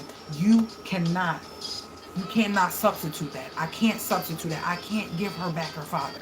I can't give her back her father. I can't make him come back. That's not something I'm able to do. And as a parent, when you're trying to protect your kids, do you know the feeling it is to not be able to do something? To not be able to comfort in a way to say, I'm gonna make it all right. I can never make that all right. I can never make that all right. It's no way that I can ever make that all right. I can't. So I have to live with the grief that I have with not being able to help her in that, while letting her grieve in her way. Do you know how that feels as a mom when you want to protect your babies from everything, but you can't protect them from death? So it had me in a zone of, oh, I gotta get healthy, I gotta get healthy. And some of y'all know I started fasting. I fasted. I had got up to 290 something pounds, 97.8 pounds just recent, right? A couple months ago. And I fasted. You know I could fast and I can just drop without a problem. But my fasting was in fear. And so I dropped 25 pounds, right? I dropped 25 pounds literally within a week. I fasted, didn't eat nothing. The first fast I did was 3 days, and that was like seven pounds ish or whatever. Then I was like, I'm gonna do it again. I'm gonna do it longer. I did 5 days, and the 5 days was 20 pounds. No, the other way around. It was the five. Then I did a short one, so it was 25 pounds total, and that's okay. So I got all the way down to 272, right? And now I done gained like 5 pounds of that back. So I'm at like 277.8. But it's fine. I'm not gonna beat myself up because I know what I need to do. We joined the YMCA, that was good. And when the girls left, I was on it. But then I just got in another funk again. And I'm just like, I miss them. It's too quiet. It's quiet and I love it, but then I miss them. I need to feel them and know that they're here. And then when I went to get them, with the way my mom-in-law, she didn't want them to leave. She was like, I loved having them here so much. It was so beautiful. It was such a good thing to have them here because all she had was her son. She only had one child, and that was her son, which was their dad, and he passed away. So I took it upon myself to not think of myself and let her have the girls for the summer.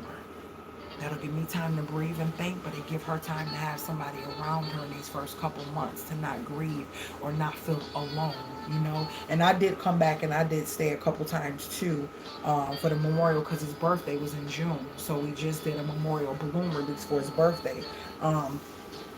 So I felt sad going to get my girls to bring them home. Like, I wish I didn't have to bring them home, but Rizzy has to go to school. So that hurt me too. That hurt me too, because I love her like a mom. And it's just her. She's not married or anything. And so to bring them home, I'm just like, oh, I forgot. No, she already know I'm tripping. Okay, I forgot to tell her we made it last night. So that was hard. And when I pulled off, I teared up because the way she walked in the house, I remember, hold on, gosh, man. I remember when I got there, after he passed, she said, I need you to do the obituary. And I was like, oh gosh, wow.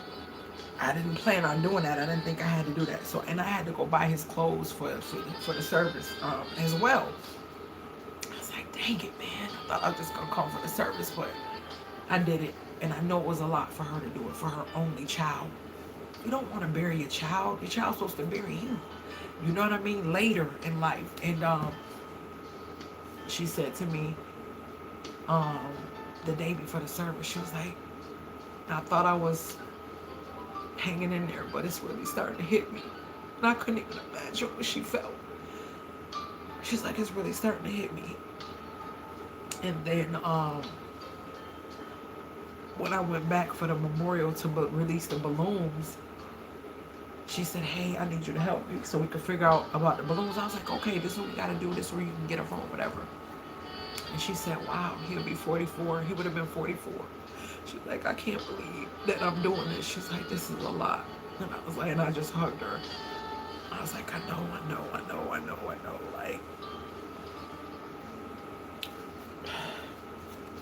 to wipe it on my...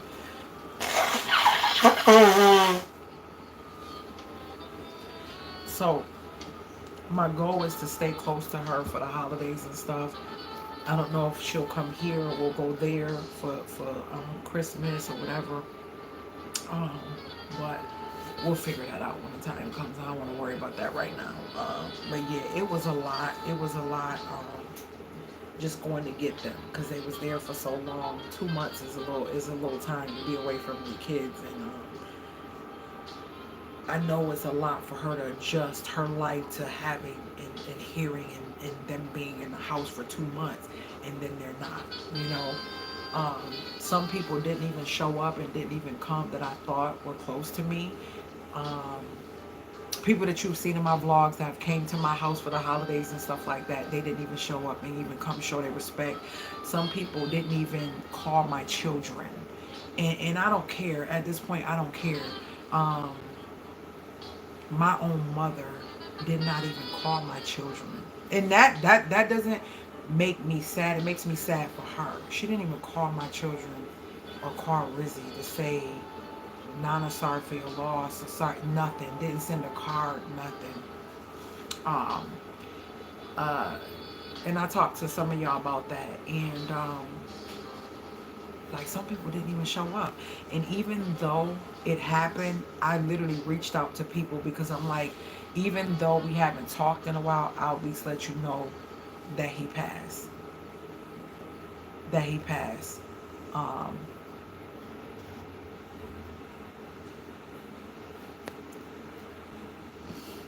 hold on.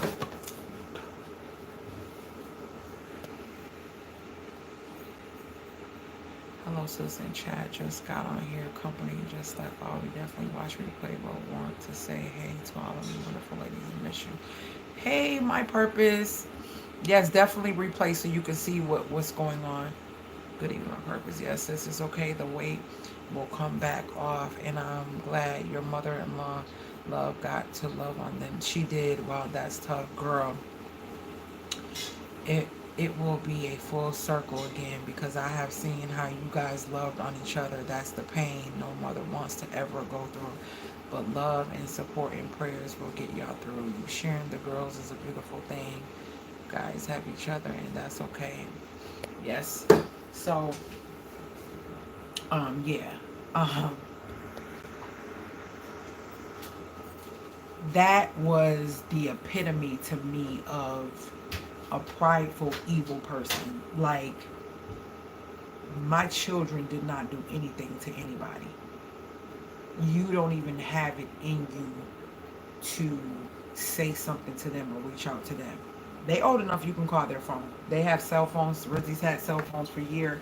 You can call their phone.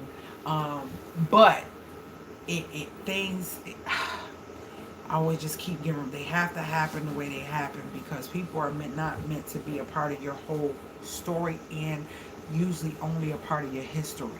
And so I'm learning that. Because God don't want people to be a part of certain lessons when they come, and definitely they will not be unless He come down and tell me otherwise. But I just want to put that out there because it is what it is, and the truth hurts. And that is one of the most, I'll say, foulest, most evil things that I've ever seen someone do. Yeah, like, she a whole kid. Rizzy ain't do nothing to nobody. Like, yeah, it is just crazy. But I will say my stepmom from my dad, my stepmom, she looked out, and I don't even talk to her much. She looked out and sent something. She was the one who actually sent the peace lily flower. It was so big and pretty, and told us she loved us and tell the kids she loved them and all that. She did, yeah. I'm just a different breed of a person, and oh, I feel like, hold on, let me put this in here. So yeah, I feel like some things you just don't do. It's violations, it's standards, it's morals and ethics when it comes to stuff. But these are the makings of people who have the same bloodline as you, and relative to you, of that what do you call it, the separation and the separating of people and the so-called relatives, because it's not family loves, nurtures there, and caters, and they're not caters, but supports and are there for one another. Not whatchamacallit, not, okay, hold on one second.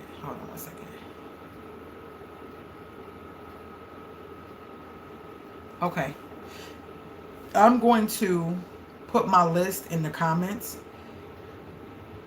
I got you. I got an email, so I'm pulling it up. I'm gonna put my list, my housewarming list, and you hear me saying and my your list. Hold on, my housewarming list and my Cash App in the comments. That's what I'll do. How do I do that? Send list to others, and then I have to go to my live. No, Hold on. Copy. How do I do it from my computer? How do I do this from my computer, y'all? View. Oh, copy link. Okay, let's see if y'all get it. See if y'all see it. Let me go in here and see if y'all see it. YouTube channel. Okay, we live. So I'm going to go into the live. Let me cut. I know it's going to probably hear me talking. Hold on 1 second. Okay. Let's see. Tell me if y'all see it. Okay, I'm copying. This is the housewarming list right now. No, it's not letting me copy it. Oh, paste. Okay. That's the housewarming list, guys. And then this is my Cash App. Should I put do I have to put the money sign first? Okay. Let's see.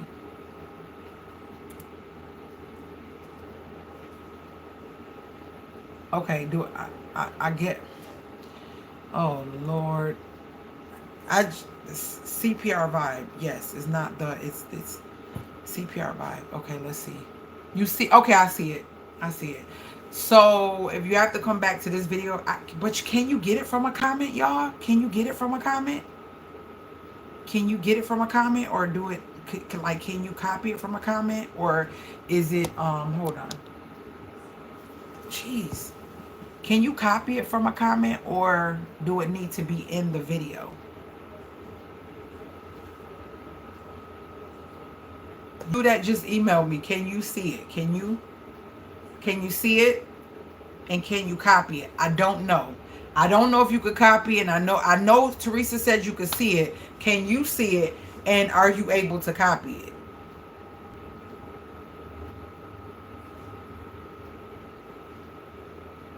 You can see it? I can't tell. Okay, so it'll let you go to it. Both of them, sis?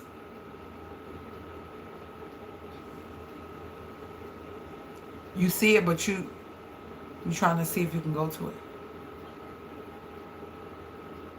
Thank you for emailing me, because I can't. I'm actually recording on my phone. I can't, I could get a message, but I can't see it. It'll have like little dots. So I can't see the message. And the only way I can respond is leaving a live, and that might make it do some funky things. So that's good. Coffee pot or something. Black was first thing. Okay. Coffee pot. Hold on. Coffee pot. Oh, that is actually, it's a outdoor 50-gallon BPA free rain catcher. It catches rain.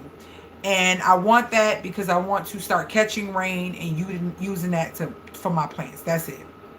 And then it's some laundry booster. What in the world? Why? Hold on. No, sorry, y'all. No, this can't be the right list. I think this is my wish list. Hold on. That's not the right list, y'all. Hold on. Oh, God. Hold on. How do I get rid of this? Remove. That's not the right list. That's not the right list. Hold on.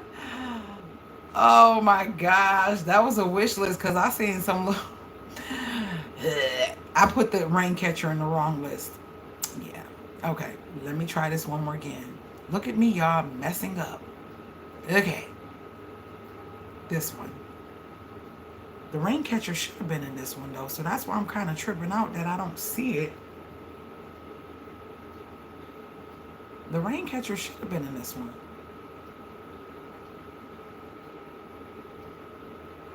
Oh my gosh. Okay, this is the list, but that rain catcher is on the wrong list. So let me go back to that and put it to the right list. And that laundry stuff is on the... Yeah, this is... Okay, that one. Okay, this one. I don't know why it did that, y'all. I don't remember putting this on this list. That is just definitely not the right list. Okay, here we go. I think it's all right now. It's all right now. Okay, all right. So I think that we're gonna... Yeah, that was the wrong list. That was like a wish list. Like, okay, now let me see if I can share it. Let me see if I can share it. Copy link. Oh Lord, y'all. Listen. Just click on the link. Okay, boom. Paste. Here's my housewarming list. I think that's right. I think that's right. I think that's right. Okay. Yeah. Do you see that, sis? Okay, let's see.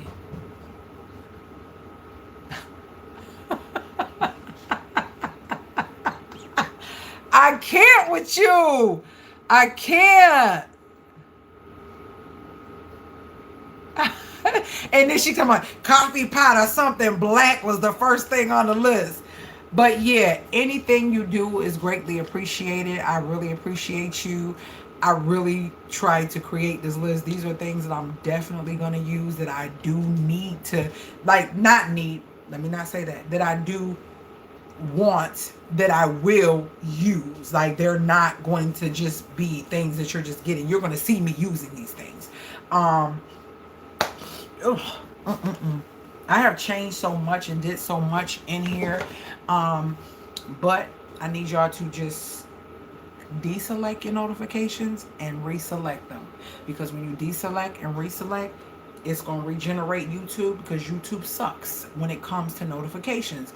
That way you can get my notifications, because I'm going to go back and release the vlogs that I never released, that are already edited, just haven't been posted. So I'm going to go back, because I don't want to utilize, I don't want to waste the time that I've already utilized to put up vlogs for you when I was starting, like, you know, number them from 1, and I think I got all the way up to 8, and I stopped around 9 or 10.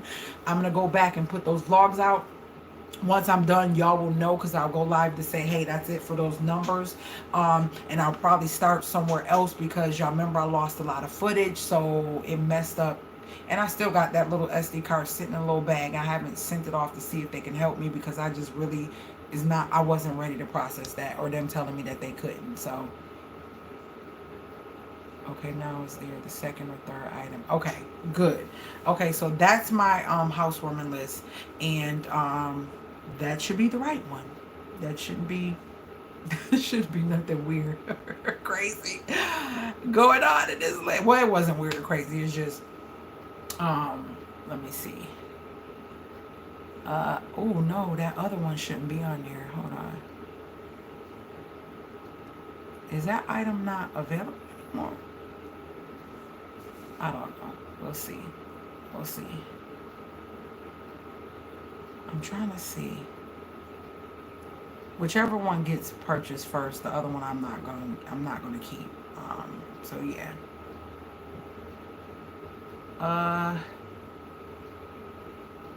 What else? I'm trying to make sure, because some stuff, I've bought a lot of stuff on my own, so I try to remove stuff that I know I've already bought. Yeah, that's what I try my best to do. Yeah, let's see. Yep, it should be fine. Everything should be fine. Let's see. Remove that. I don't need that anymore. Let's see this one. Yeah, okay. All right, guys, so it's 11:11, and it keep popping. Every time I look, it'll be 10 when I'm talking, and I go back and come back 11:11. That's my number, my angel number, my just confirmation. I'm trying not to give up. I'm trying not to give up on YouTube, y'all. I promise y'all, I'm trying not to give up. I am. I'm so trying not to give up. So just work with me and be patient with me. I got some great footage for y'all. I'm scared, like, so much has occurred, and I haven't just been here by myself. I've been getting stuff done, but I want y'all to flow with the vlog. So maybe in another live, I might surprise y'all and share some things with y'all. But just know that things are happening. Things are happening. They're happening. They're happening. So yeah, that's that. And y'all got any questions for me? Anybody got something to say? Like, I know I've been getting emails, and some of y'all thought I just something was wrong. Well, something was wrong, but not, you know, with me actually per se, physically or anything like that. But this is life, and this is what has been happening. I guess Rizzy's not gonna go anywhere tonight. She came back hoping that she could do something with her friends before school starts. She came in and told some mommy, can you please make some glazed salmon and some asparagus and rice tonight if I don't go anywhere with my friends? I was like, this little girl. So Naya went to the grocery store. Y'all, I don't know when I'm gonna put it up. I gotta edit it. Naya did a grocery haul and she act the whole fool the whole time. Yeah, I'm gonna share it. Because that's us. We act silly, we act doofy, we be acting up in here. My kids are silly just like me. Y'all know I'm silly. When I'm not being serious, I'm silly. I love to have fun. I love good vibing energy. So yeah. Not y'all niece. You know what? I think I'm gonna edit it after this and share it with y'all. Y'all want me to edit it after this and share it with y'all because I don't want y'all to wait. She's a whole vibe. She is a whole vibe. She is a whole vibe and she is a whole she is a whole handful. When y'all see this, I know tonight y'all gonna be coming back in my comments like I can't. I can't.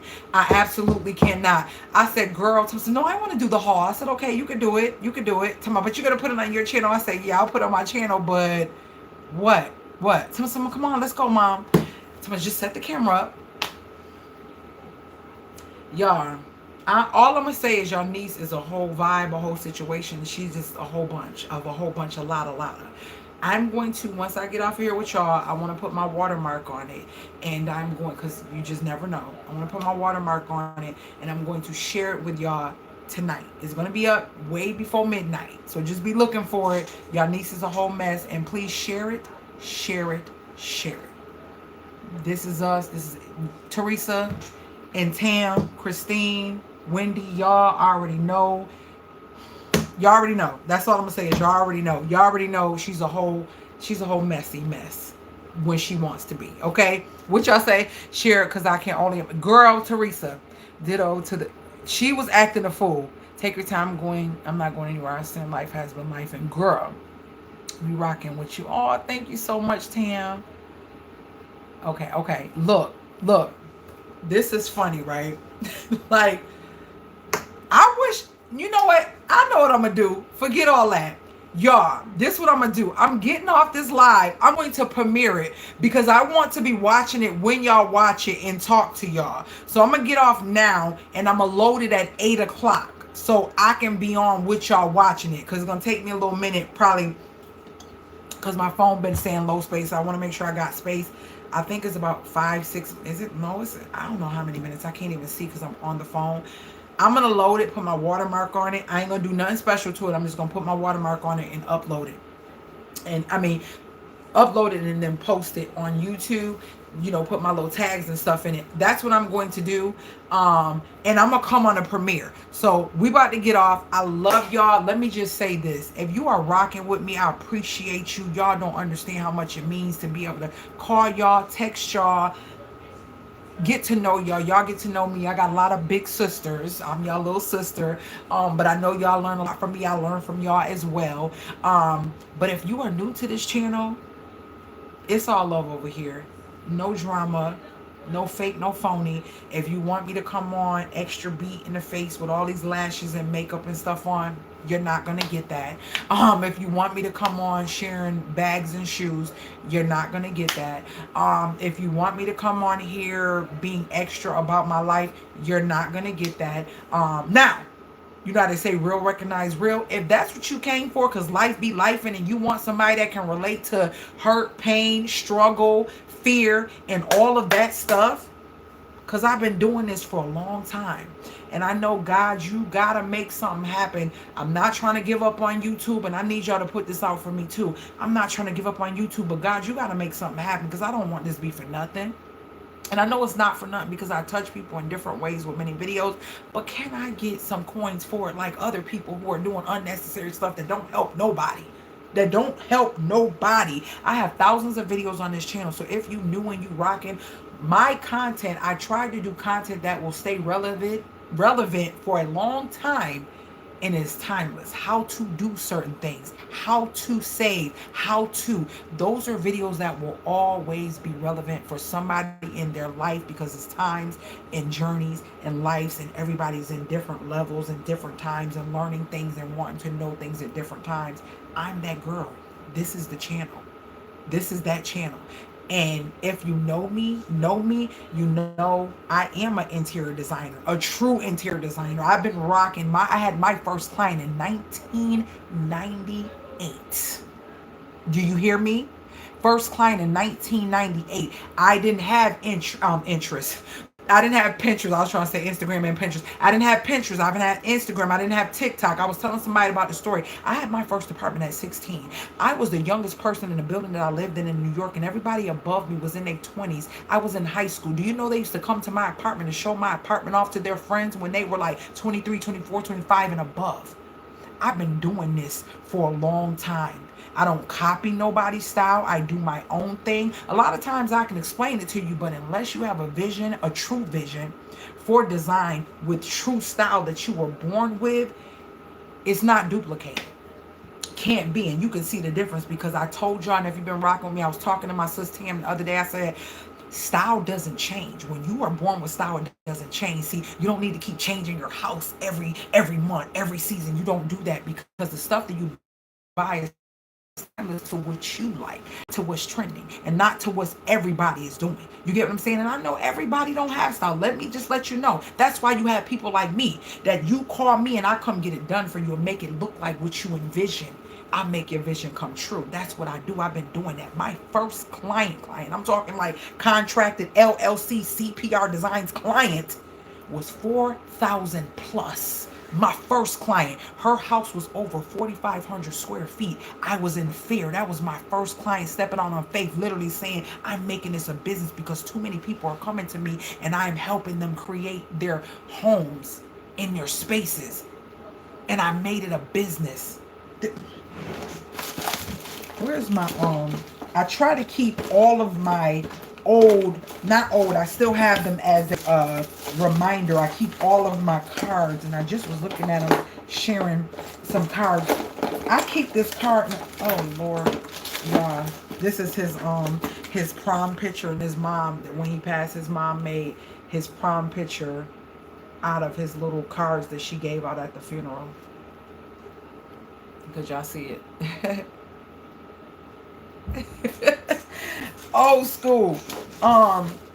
These are my budget binders that I send out to people who I'm working with, that teaching them how to budget and stuff. I'm trying to find, I organized this and it got messy again, but I still don't understand why my business cards that I had sitting in this corner, whatever. I was finna show you my business card. In my purse. Did I put them in my super thing? My, okay, it's probably in my purse, but anyways, and I stepped out on faith, and I was fearful at that time. New state, moved there, wasn't there a couple years, and I was in a church that was a really great church at that time, and my people that I was, fellowshipping with, and sisters and brothers in the church, was real supportive, and she was actually a member, and she heard about me, heard about what my house looked like and what I did for other people. I just like to help when it comes to stuff like that. And she was like, girl, I love your work. I love your artwork. I see the piece you did for such and such, and I love it, and blah, blah, blah, And it just, one thing led to another. And then she was like, I need you to come help me. And it was just like, I heard her, but I was like, how people talk. She was like, no, I'm serious. When can you come and we can do? And I was like, oh, I got to learn to do consultations. I got to learn. And I went and I studied how to do a consultation, how to do interior design contract. I learned myself all this. Yes, that's what I said. I learned myself all this. And I was in fear, but I kept moving. I'm like, God, okay, I got to do this. I got to do that. It still wasn't Google like it is now. It still wasn't the same thing like it is now. I had to figure it out. This was in 2008. I had to figure it out. And I remember I was phasing out like the jury. I was making jury in, oh gosh, early 2000s, like 2000, 99, 2000. I had started doing that, but I was just doing it for friends and family and for myself, because at that time I was a hot girl. I used to like to go to clubs and stuff like that, and and do me. And that's when I was in the drug game and stuff like that. Let's be real, you already know we talked about that. And so at that time, you couldn't wear what I wear. I didn't want you to look like me, and I didn't want nobody to have what I had on. So I was very creative along with my little cousin. Remember I told you about my little cousin? He's a boy, but he lives as a woman. He was living with me at that time, because that was a time where everybody would come to me because their parents would shun them and not want them around, and family would look down on their lifestyle and all that type of stuff. And I just believe that, let God judge people. I'm not judging nobody. I'm gonna love you like you love me. Just don't press anything that you believe on me. Don't make me feel like I have to believe in it. I'm gonna still love on you, and whatever you do, as long as you ain't harming yourself and harming me, that's fine. So he was staying with me at that time, and very creative, very creative. So I would be getting ready for the night, that weekend coming. I know I would be going out, and I would be laying out outfits, and he would be helping me. He was very creative, and we would be getting stuff done. And I used to wear some things back then. I remember the one suit I had with the army fatigue, and it was like an open diamond with chains going down the middle. But still, if I wore that today, if I was a club girl, I could wear that same outfit today. My stuff be timeless. It been just different. Like nobody's ready for it, I think. And one sleeve was off, the other one was on, but it had chains coming down the sleeve into like slits of the whatever. One day, when my stuff is in the house, I'm gonna get my picture book and show you how I used to dress and how it was just different. So long story short, I did that for a minute. So every time I would go to houses to do interior design, I always wore my big pieces and my earrings that were mine, for me. I continued to just make them for me, right? And I would still be making them for people for gifts and making them for friends and stuff like that. But then, okay, if we go over the time, it'll probably be 8:30, okay, for me to load that video. And so, but I want to share this with you because sometimes we fear doing stuff we never did before. So what happened was, every time I went into the homes, into the houses, now I had people from back home that I would send stuff to, and I would make stuff, and they would buy it from me, and they would pay. And I'm like, dang, she willing to pay $25 for that pair of earrings I made? Because it's not just beaded. I wasn't a beaded girl. Like, I did some beaded things, but my things weren't just beaded things. You know what I mean? They were like taking all types of mediums and creating jewelry from things that most people don't create jewelry from. And so, long story short, during that time, my interior design business was booming. I had independent contractors to do like tiling and painting and electrical and all that stuff. So I had clients here. I was staging for realtors. I was doing all type of stuff in South Carolina. I was getting it in, and I was making very good money, right? So the recession came. Was it 2008? I'm like fresh into this. Like, it's like a year in, and things were happening where people wasn't trying to spend money like that. People was tripping about losing their houses and maybe losing their homes. It was just a lot going on. And so at that time, I kind of like had to back off. I wasn't getting a lot of business like that. So what happened was, people were always asking about this. So I said, it's still CPR Designs. Maybe I can take and transform and start focusing on creating a business with my jewelry, and still have that if it's needed, if people call for that, but I'll do this. And I remember I started at the flea market. Hand on everything I love. I said, I'm not going to just come with jewelry. I didn't see too many women at the flea market hand making jewelry on the spot. So what I did was I went and ordered all these natural, beautiful crystals like birthstones. So when little girls and people would come up, I would make anklets on the spot. I would make bracelets on the spot. This is just beaded stuff, just to give them a little taste. But they loved it because it's Swarovski crystal. So Swarovski, however you say it, crystal. And I was doing my thing with that. And so I said I needed to be a little bit different. So what I started doing was I was bringing my pecan pies, I was bringing sweet potato pies, I was bringing pound cakes, I was bringing cheesecakes. in my cooler, I would make miniature mango cheesecakes, turtle cheesecakes, cookies and cream cheesecakes. I was bringing all these little cheesecakes and all these little pies. And I said, these people don't know me. So what I'm going to do is not just bring the pies, but I'm going to bring samples. But I'm not just going to sit them out. I want you to come see the pies. And if you're interested and you stay long enough, then I know that you're really interested in possibly buying one. But I don't want you to feel like you're taking a risk. Hey, taste this. So I was selling my jewelry and doing pies at the same time. Let me tell y'all something. I don't know if I ever told y'all this story. So this white guy came to my table, big country white guy, right? And he comes, he walking down the long aisle, and I'm in the main aisle. I want to be in the main aisle where everybody first come to the flea market. Let me get your money before you go to somebody else, right? So I paid a little bit more for my table. And so he was like, oh, okay, you got pies and got jewelry, you know, he talking or whatever. So his wife is like, well, I'm about to go on down on here, whatever. So he was like, okay, babe. So she going. So they like, he's like, oh, okay, you got what? Wait a minute now there, girl. Is that, I know that ain't a pecan pie, is it? And I was like, yeah, he was loud. He was so loud. He's like, I know that there ain't no pecan pie, is it? So I'm going to tell you one damn thing here, Lord. My grandma, my he said great-grandma or grandma, it was one of them, that she makes one of the best damn pecan pies I've ever had in my life. I had nobody make one better than my grandma. He was going in. I was like, if y'all could see, you better be glad you only got panties on, because I would turn this camera. Get out. This is what I deal with. Who comes out, throw their hand in the air and just keep dancing it? Like, who does that while I'm on live? Go. I didn't know you was doing this. You do know I'm on live. You see the whole screen. To I didn't know you was doing something. Get out. So I say, yes, sir. It is pecan pie. He's like, wait a minute now. Nah. Nobody can't top my grandma's or whatever. Grandma and mama was one of them. And I said, well, my stuff speak for itself. And he was like, oh, does it? I said, as a matter of fact, what you want? A pie or you want a slice? He was like, if it's good as you say it is, I want a whole dang on pie. I said, okay. I said, how about I let you taste it? Oh, and you got a sample? Okay, let me get it. I gave him a piece. And he was like, I don't even remember what his wife's name. I'm going to just say her name. Virginia, I'll be damned. Goddamn it, here now. Listen here now. I'll tell you one thing. That pie is good as hell. I promise you, my grandmama, I never had nobody. Like, he literally was so freaking loud. He called his wife back.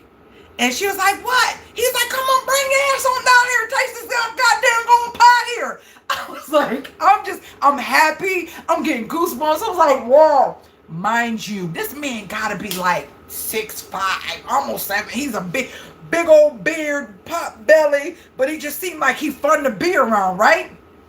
And he tastes that. He's like, yeah, I want a whole dang old pie, girl. What, you ain't make this dick like it. So we just going. I said, yes, I did. He was like, and how do I order another one? How do I order? I said, well, I got another. Like, literally. He's like, oh, okay, yeah. Like, he was like, oh, this is good. This is, I don't know what it's like. He just kept, like, basically letting me know, like, you just telling me without telling me it tastes better. Your grandmama pie. Like, literally. He was like, he was like, it's got like a, I said, I know. I can't tell you what's in it. I know. That's why I'll give it away. I was like, I know. He was like, oh, man, it's like the pecans are, it's like buttery, like a crisp taste. He was lit. You know he like food like I do. He was naming and describing what it tastes like. He's like, and it's not, he's like, I ain't gonna, what'd he say? I ain't gonna lie to you. It's just like, the middle is not just a lot. It's not giving me a lot. Like, you know how the pecan pies, people just overdo it. Like, I said, He's like, this is just perfect. And it was just so much. And I promise you, as we talking, it's people lining up. From that day, I continued my jewelry. I continued my cakes and pies. And I never left and went home with no cakes, no cheesecakes, no pies. People start coming to me for the holidays, for Thanksgiving, for Christmas, and my pies and stuff went so fast. Like, I was getting the singles and stuff, but they was like, we don't want that. We don't want the whole pound cake. Like, I had the pecan praline pound cake, and I had the pecan pie, the cheesecakes. Those were like the main ones that I made. So I always had to re-up every time I came back or whatever. But that also brought people to the table for my jewelry. So, I remember this lady. We cool now. She like my big sis. She came. She was from Georgia, and she bought some earrings. She was like, "Girl, these are super cute."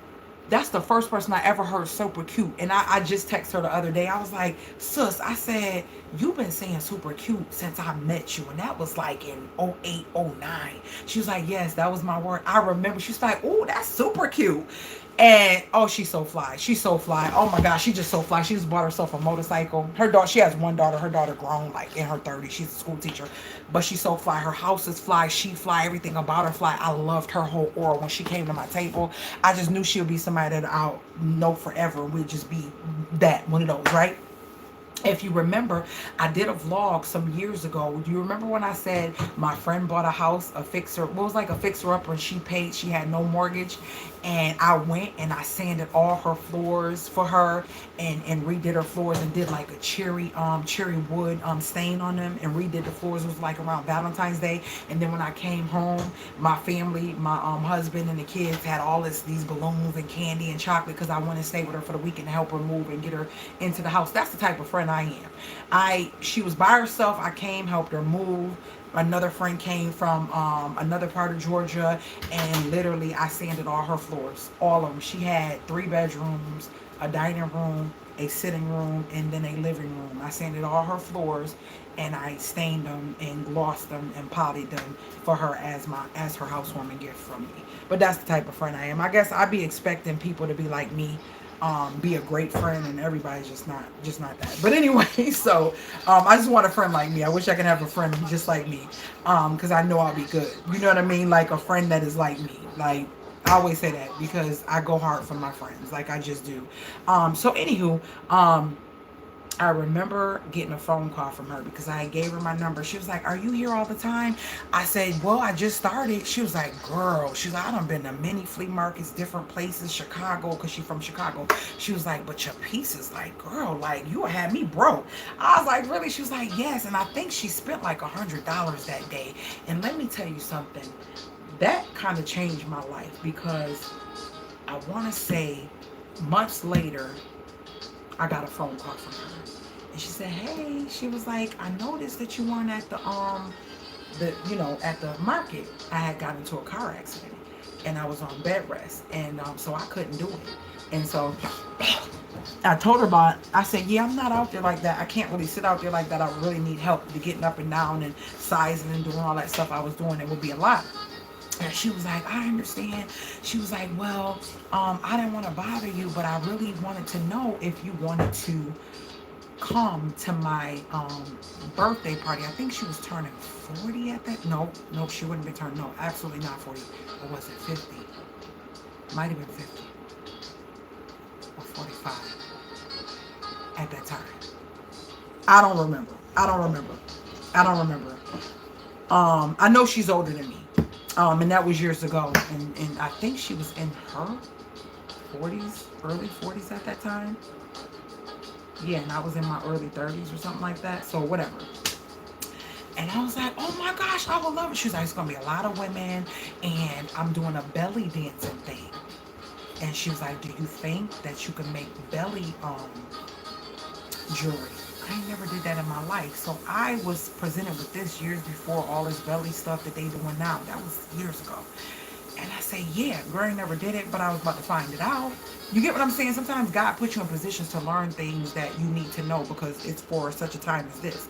And so I learned it. I had a great time. The women bought so much stuff for me. They even scheduled jewelry parties for me to come back to do for them and their other friends and stuff like that. That was the first time I've seen a grown woman have a birthday party and her friends come and literally buy her gifts and know what she likes and give her gifts according to her style and what she truly likes. And I was just looking like, why can't all women experience this? Like they were all around. We had wine, we had good food after the belly dancing thing.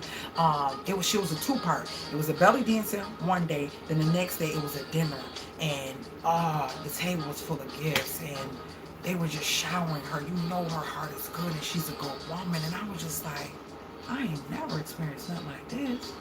And it's like, what, you got to just make friends? And how do you find these friends? But she was in the military too, so that might have been, you know, she met a lot of people that way. But it was just a beautiful thing to see women shower other women with gifts. And all these women are flourishing because they it's like what you do comes back to you. You get what I'm saying? And sometimes I'm like, and I'm saying it, but I'm like, well, when am I going to get that? You know what I'm saying? When is that going to happen for me? But anywho, she was one of my first official clients that I knew was truly supporting me and was willing to spend money with me like she would walk in the store and spend money. And that just changed my life. And so I started looking at what I did and what God has blessed me with in a different realm. And so I took it to the next level. I actually ended up getting a kiosk on the military base in the military mall. And I remember there was this lady who was doing like clothing as a gift. Her and this other guy that was watching me, knowing I'm new to this and this is my first time putting my business out there like this, like officially. I'm in the mall, y'all. I am in the mall selling stuff and making stuff on the spot and all that. When I tell you I'm a beast at making jewelry, when I used to go to the flea market, I used to do the 3-day Saturday, Sunday, and then they had Wednesday. I would leave the market with not that many pieces. I had to remake stuff just to put on my displays because I was selling out like that. You see what I'm saying? And so I would stay up all night to remake new jewelry. It got to the point where I needed a studio. I had a whole studio. I had a whole assistant. My assistant was older than me. I had a woman who believed in me. She at that time was, I think she was like over 8 or 9 years older than me. She was my assistant, answering her phone, taking calls for me, setting up the jewelry parties. I had a magazine contact me. I was in 2 different magazines. I did a commercial. I actually put my commercial, if you look up CPR DEZIGNZ, my commercial was on YouTube somewhere. You'll see me back then with my bald head, wearing my earrings. You'll see my banner behind me. This magazine is talking to me as a black woman entrepreneur. I was in my studio. I had a studio in a building where when you come in the building, you had to look up down the sign and find the suite you wanted to go to.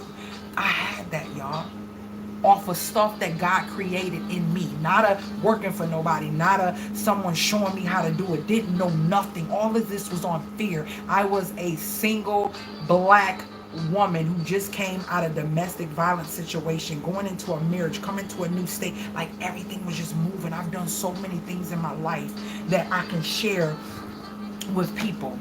And it went from being in the mall, then I ended up getting a studio. Then I start having people reach out to me for fashion shows. When they did hair shows, they wanted my pieces on their models. I can show you all these pictures. I can share all of this stuff with you guys. So I was starting to put my stuff, whatever the hairdo looked like, I would put my pieces on. Real different, unique, bold pieces on the models. You know how it feels to see your stuff coming down the runway and people rocking your stuff that are making money modeling for other people. I've done that, y'all. This is stuff that I've done. I'm not just talking, not just making this up. I've done so much in my life before my time. I'm still ahead of my time now. You get what I'm saying with the things that I do and I've done? That it's just like, do I need to pause so people can catch up in certain ways? Because I feel like I'm just by myself and no one understands me. No one understands what's truly here and how beneficial it could be to you in a friendship or a relationship. They just don't understand that. But I know the substance that God has put in me. I know it. And I know that anybody, I was telling somebody earlier today, I said, anybody that comes in contact with me, if you come in contact with me more than one day, there's no way that you can't say that you don't leave my presence without learning something or getting something from me. Period. You know I hate saying period because I remember watching something funny, and I'm going to tell you that, and tell me what y'all think about this. I remember watching something funny and the guy was like, oh, my woman, it was like a joke thing. My woman doesn't talk ghetto. No, it was a movie. It was a movie on Tubi. My woman doesn't talk ghetto. Oh, now you say period. I said, but I remember when I was a little kid, my mom and my aunts and stuff used to be like, period, pooch. They used to call each other poochie mama, pooch, pooch, pooch. And they used to always say period. I said, that is so old. That is not new. But it's like when you say it, that means that's the end of that. It's not ghetto, but it's been like a thing that's in the urban, slang, and so it's like it's ghetto when you say that. But period, I'm emphasizing that. You know what I'm saying? You can't even talk like you did back in the day because it's like they feel like everything is new and you're trying to be hip. But we've been saying period before this, and my mama used to say period. Her friend used to say period, and yeah, so it's you're trying to be it. But anyways, that was just something off topic. But yeah, so I've done so much, and I've experienced so much. I've sat in front of people, in amongst people, in meetings, in their homes that are multimillionaires, on the way to being billionaires.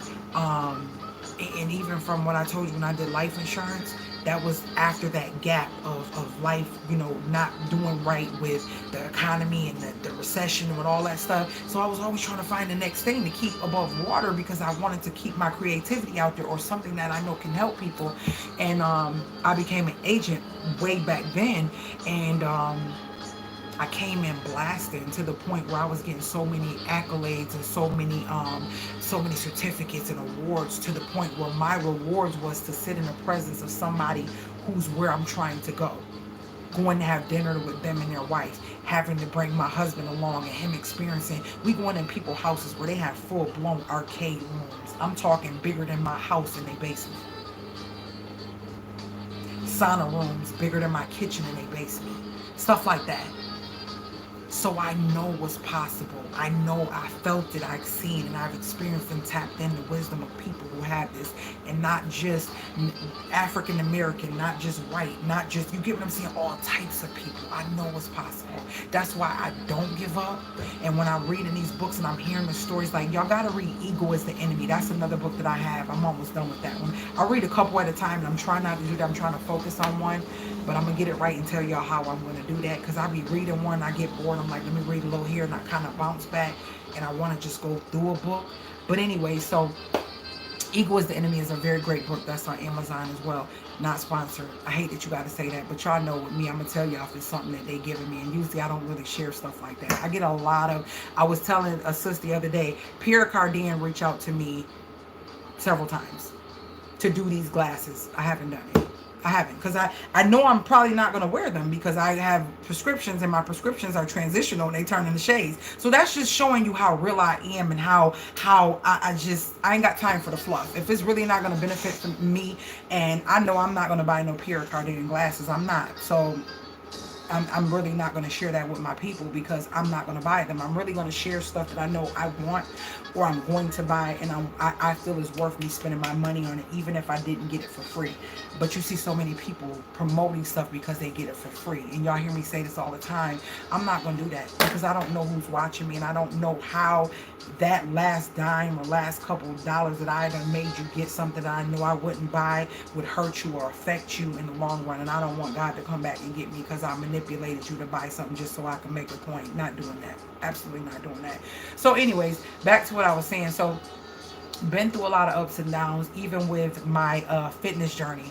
Y'all know when my little sister got killed, and then I seen the size of me, and that triggered me to want to just really go hard, and I ended up becoming a fitness instructor. I had a whole personal assistant when I was doing that. I was making great money in 1 week, over $1,500 in 1 week.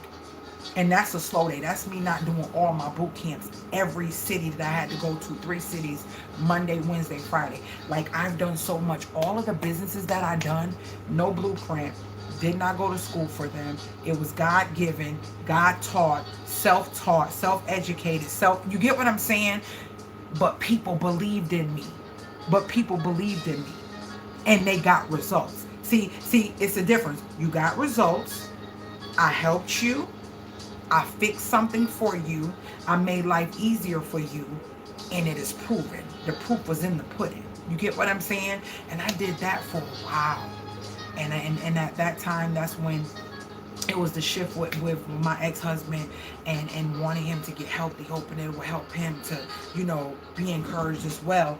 But it was really more so for me too, because I was really going through fighting myself, blaming myself for my sister being shot in the head. I was blaming myself because, like I told y'all, she called me weeks before saying that she felt like something was going to happen to her. But we was in that transition of waiting for our house to be ready, and we were living with a friend. We couldn't let you come into South Carolina to stay with us, to stay with somebody, you know what I mean? But that was just how it was set up. You can't, if it's inevitable. And that's what I'm accepting, and I've accepted this, and so it don't hurt as bad as it did back then. But that was my little sister. And my little sister lived as a man. She lived her life as a man because of some things that happened with her. So when I did live in New York, she used to always stay with me. She and my little cousin, both of them, they used to always tell each other, God should have switched us around, because she was a girl that, lived as a man. He was a guy that lived as a girl. And so they both stayed with me, and they always were with me. They used to think that my little sister was my kid. And she looked just like me, like a mini version of me. And so when she got killed, I remember I was in a slump. I was kind of depressed. And I remember Rizzy coming in the room with her iPad asking me, can I fix something on her iPad? And I was like, yeah. Like, kind of first, give it to me, babe. Give it to me. Hurry up. And when she was washing up, Mommy, can I have a hug? And she gave me a hug, and she walked out. But I didn't realize that she was taking a picture of me. So later on, something was going on with her iPad, and I was in the iPad swiping to fix it, and I seen the picture of me laying in the bed. And I was so big, and I was just like, this me? And that's what triggered me to get my life together. Because at that time, I found out he had high blood and he had things going on. I was like, no, we both can't. And so I was just like, girl, you gonna get it. You gonna get in the gym. You don't need no motivation. You got this. And I start sharing my journey. Go look at my CPR for the Body Instagram. You're gonna see me transform. I start sharing my journey. People start seeing me dropping, seeing me getting up every day, doing stuff that most people can't even do physically at my highest weight. And so I start getting women inboxing me, hey, I heard you in my town. Can I work out with you? Can you work out with me? And I start getting so many people doing that. I was like, I'm not a trainer or nothing, so I'm trying to figure out. So I start researching how to get my training license. It just one thing led to another. I let my life mimic what God is going to do. And when I tell you, I had clients, my oldest client was 78, 72, 65, then it was 55. Like, they were older people who believed in me, who paid faithfully to come Monday through Friday to get one-on-one with me so I can help them transform their life. I had one lady, she was 72, was a white lady, and I loved her so much. And I remember when she first came, she said, I don't know what I'm supposed to wear. I like what you got on. I want everything you got. So she had the waistband, the sweatband, she had the gloves, I showed her where to get everything from. And it was so cute because she was wearing everything I was wearing. She was 72 years old. I had her on a treadmill. I had her, literally her family told me, if it wasn't for you, Mom would not be going to the bathroom by herself at night and getting in and out the tub. She needed help with all that before you came into her life. My 65-year-old and 78-year-old, they end up being real cool, Miss Tiny and Mr. Reggie. And I remember that I started to get so many people, y'all, that I couldn't keep one-on-ones. My one-on-ones became 3-on-3, 2-on-2, 3-on-3, 4-on-4, 5 at a time. 6 in the morning, I got 5 people. Then I would do every hour. Then at like 7, I had another 5 people. It was like that. I said, hold up, I gotta start doing classes. I can't do, like, these people are coming and they loving the way I train, because I'm not only training you, I'm doing it with you. So I'm shrinking while you shrinking, but I'm doing, and I'm going way harder than you. And a lot of times I was bigger than my clients, but they still came because they seen what they seen in me was like, yo, if she could do what I can do. You get what I'm saying? I don't know why I'm talking about. Why am I talking about this? I don't know. Whatever. Camille's life has been unique. It's not average. It by no means necessary. I know I'm different. I know that my blessings are going to be different. I know that the way God showered me is going to be totally different. It's going to be something no one can understand. They'll never be able to contemplate and figure it out. They'll never be able to, because my life has been just that. You will never figure it out, because I can't figure it out. Why am I so my blessings have to be just as compatible to the lifestyle that I've had and the things that I've been in, and how I've just pushed through the fear, pushed through the frustration, pushed through the irritation of not knowing the unknown, and all that I pushed through in so many ways it doesn't make sense. I remember the first time we got a diagnosis from my husband, and we were in the hospital, and I was talking on live. I think that's when live first started, and it was just so weird. And I remember people just like encouraging me, and it was just like the first time he ever had to stay in the hospital overnight. We were there for a couple of days, and that was the beginning of a journey that I never thought that we would experience with his health. But long story short, that's it. Let me get off here. It's 7:30. I think I still got enough time to get it out. Let's say 8:15. 8:15, I'm going to schedule it for 8:15. As soon as I get off of here, I'm going to edit it and put it up so y'all can see. I mean, she's a full-blown piece of artwork. Okay, wait. I watched that commercial years ago, sis. It was so cool. You are super talented. Thank you so much. Thank you so much. Girl, how many lives have you had with all these businesses? Girl, you stay hustling, using your talents. Love it. Your next will come, hun. It's on the horizon. Oh, thank you. I think I get what you're saying. My next, what you mean? Your next. I think I'm saying that right. Text me or put it in here. Whatever. Put it in here, text me. Yeah, so this is my live. I am back. And just make sure your notifications are on, because I can't even tell you how this is going to go. I just know I'm going to load videos. I can't tell you how this is going to go. I can't. I don't know. I just know I just felt like it was the right time to come back. 7:32. Yeah. I love you guys. If you're rocking with me, I appreciate you. If you're new, it's a lot of videos that you can watch. It's a lot that a lot of y'all probably still didn't see. Y'all can go back and get to know me and see it's been consistent over the years.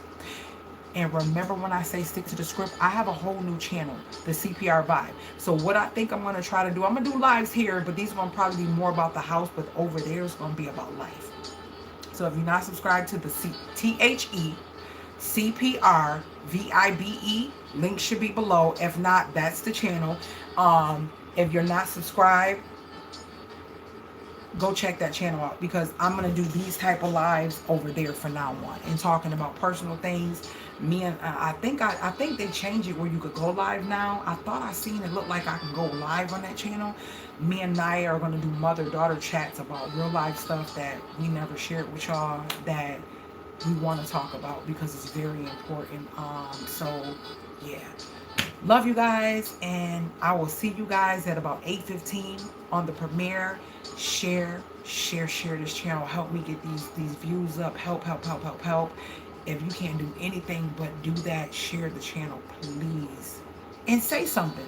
When you share the channel, say something. Like if I shared something, I'm like, oh, you gotta watch this because this helped me, blah, blah, blah. I share a note or a post with it so people know why I'm sharing and not just sending them a link. Share that way, please. If you don't do nothing else, please do that for me. I'm trying to get this channel to grow. I've been doing this for too long. It's got to pay off. It has to pay off. It will. I'm gonna speak it. It will. So let me go. Let me edit. 8:15. We're gonna talk about your niece. I already know. Yeah. She's too much. Stay tuned. Later, Gators, stick to your script because you are the best at it. And check out my videos, because it's a video of why I say that. And I did that in 09. Was it 09? 08? Why I say stick to your script. I've been saying that for years. I say it on my radio show, all of that. 8:15. Go check out why I say stick to your script. Search that in my videos and find it, and you'll see why. Later, y'all. Gators. Later, y'all. Whatever, later, Gators. Whatever. I'm trying to hurry and get off here so I can get this video for y'all. Later, y'all.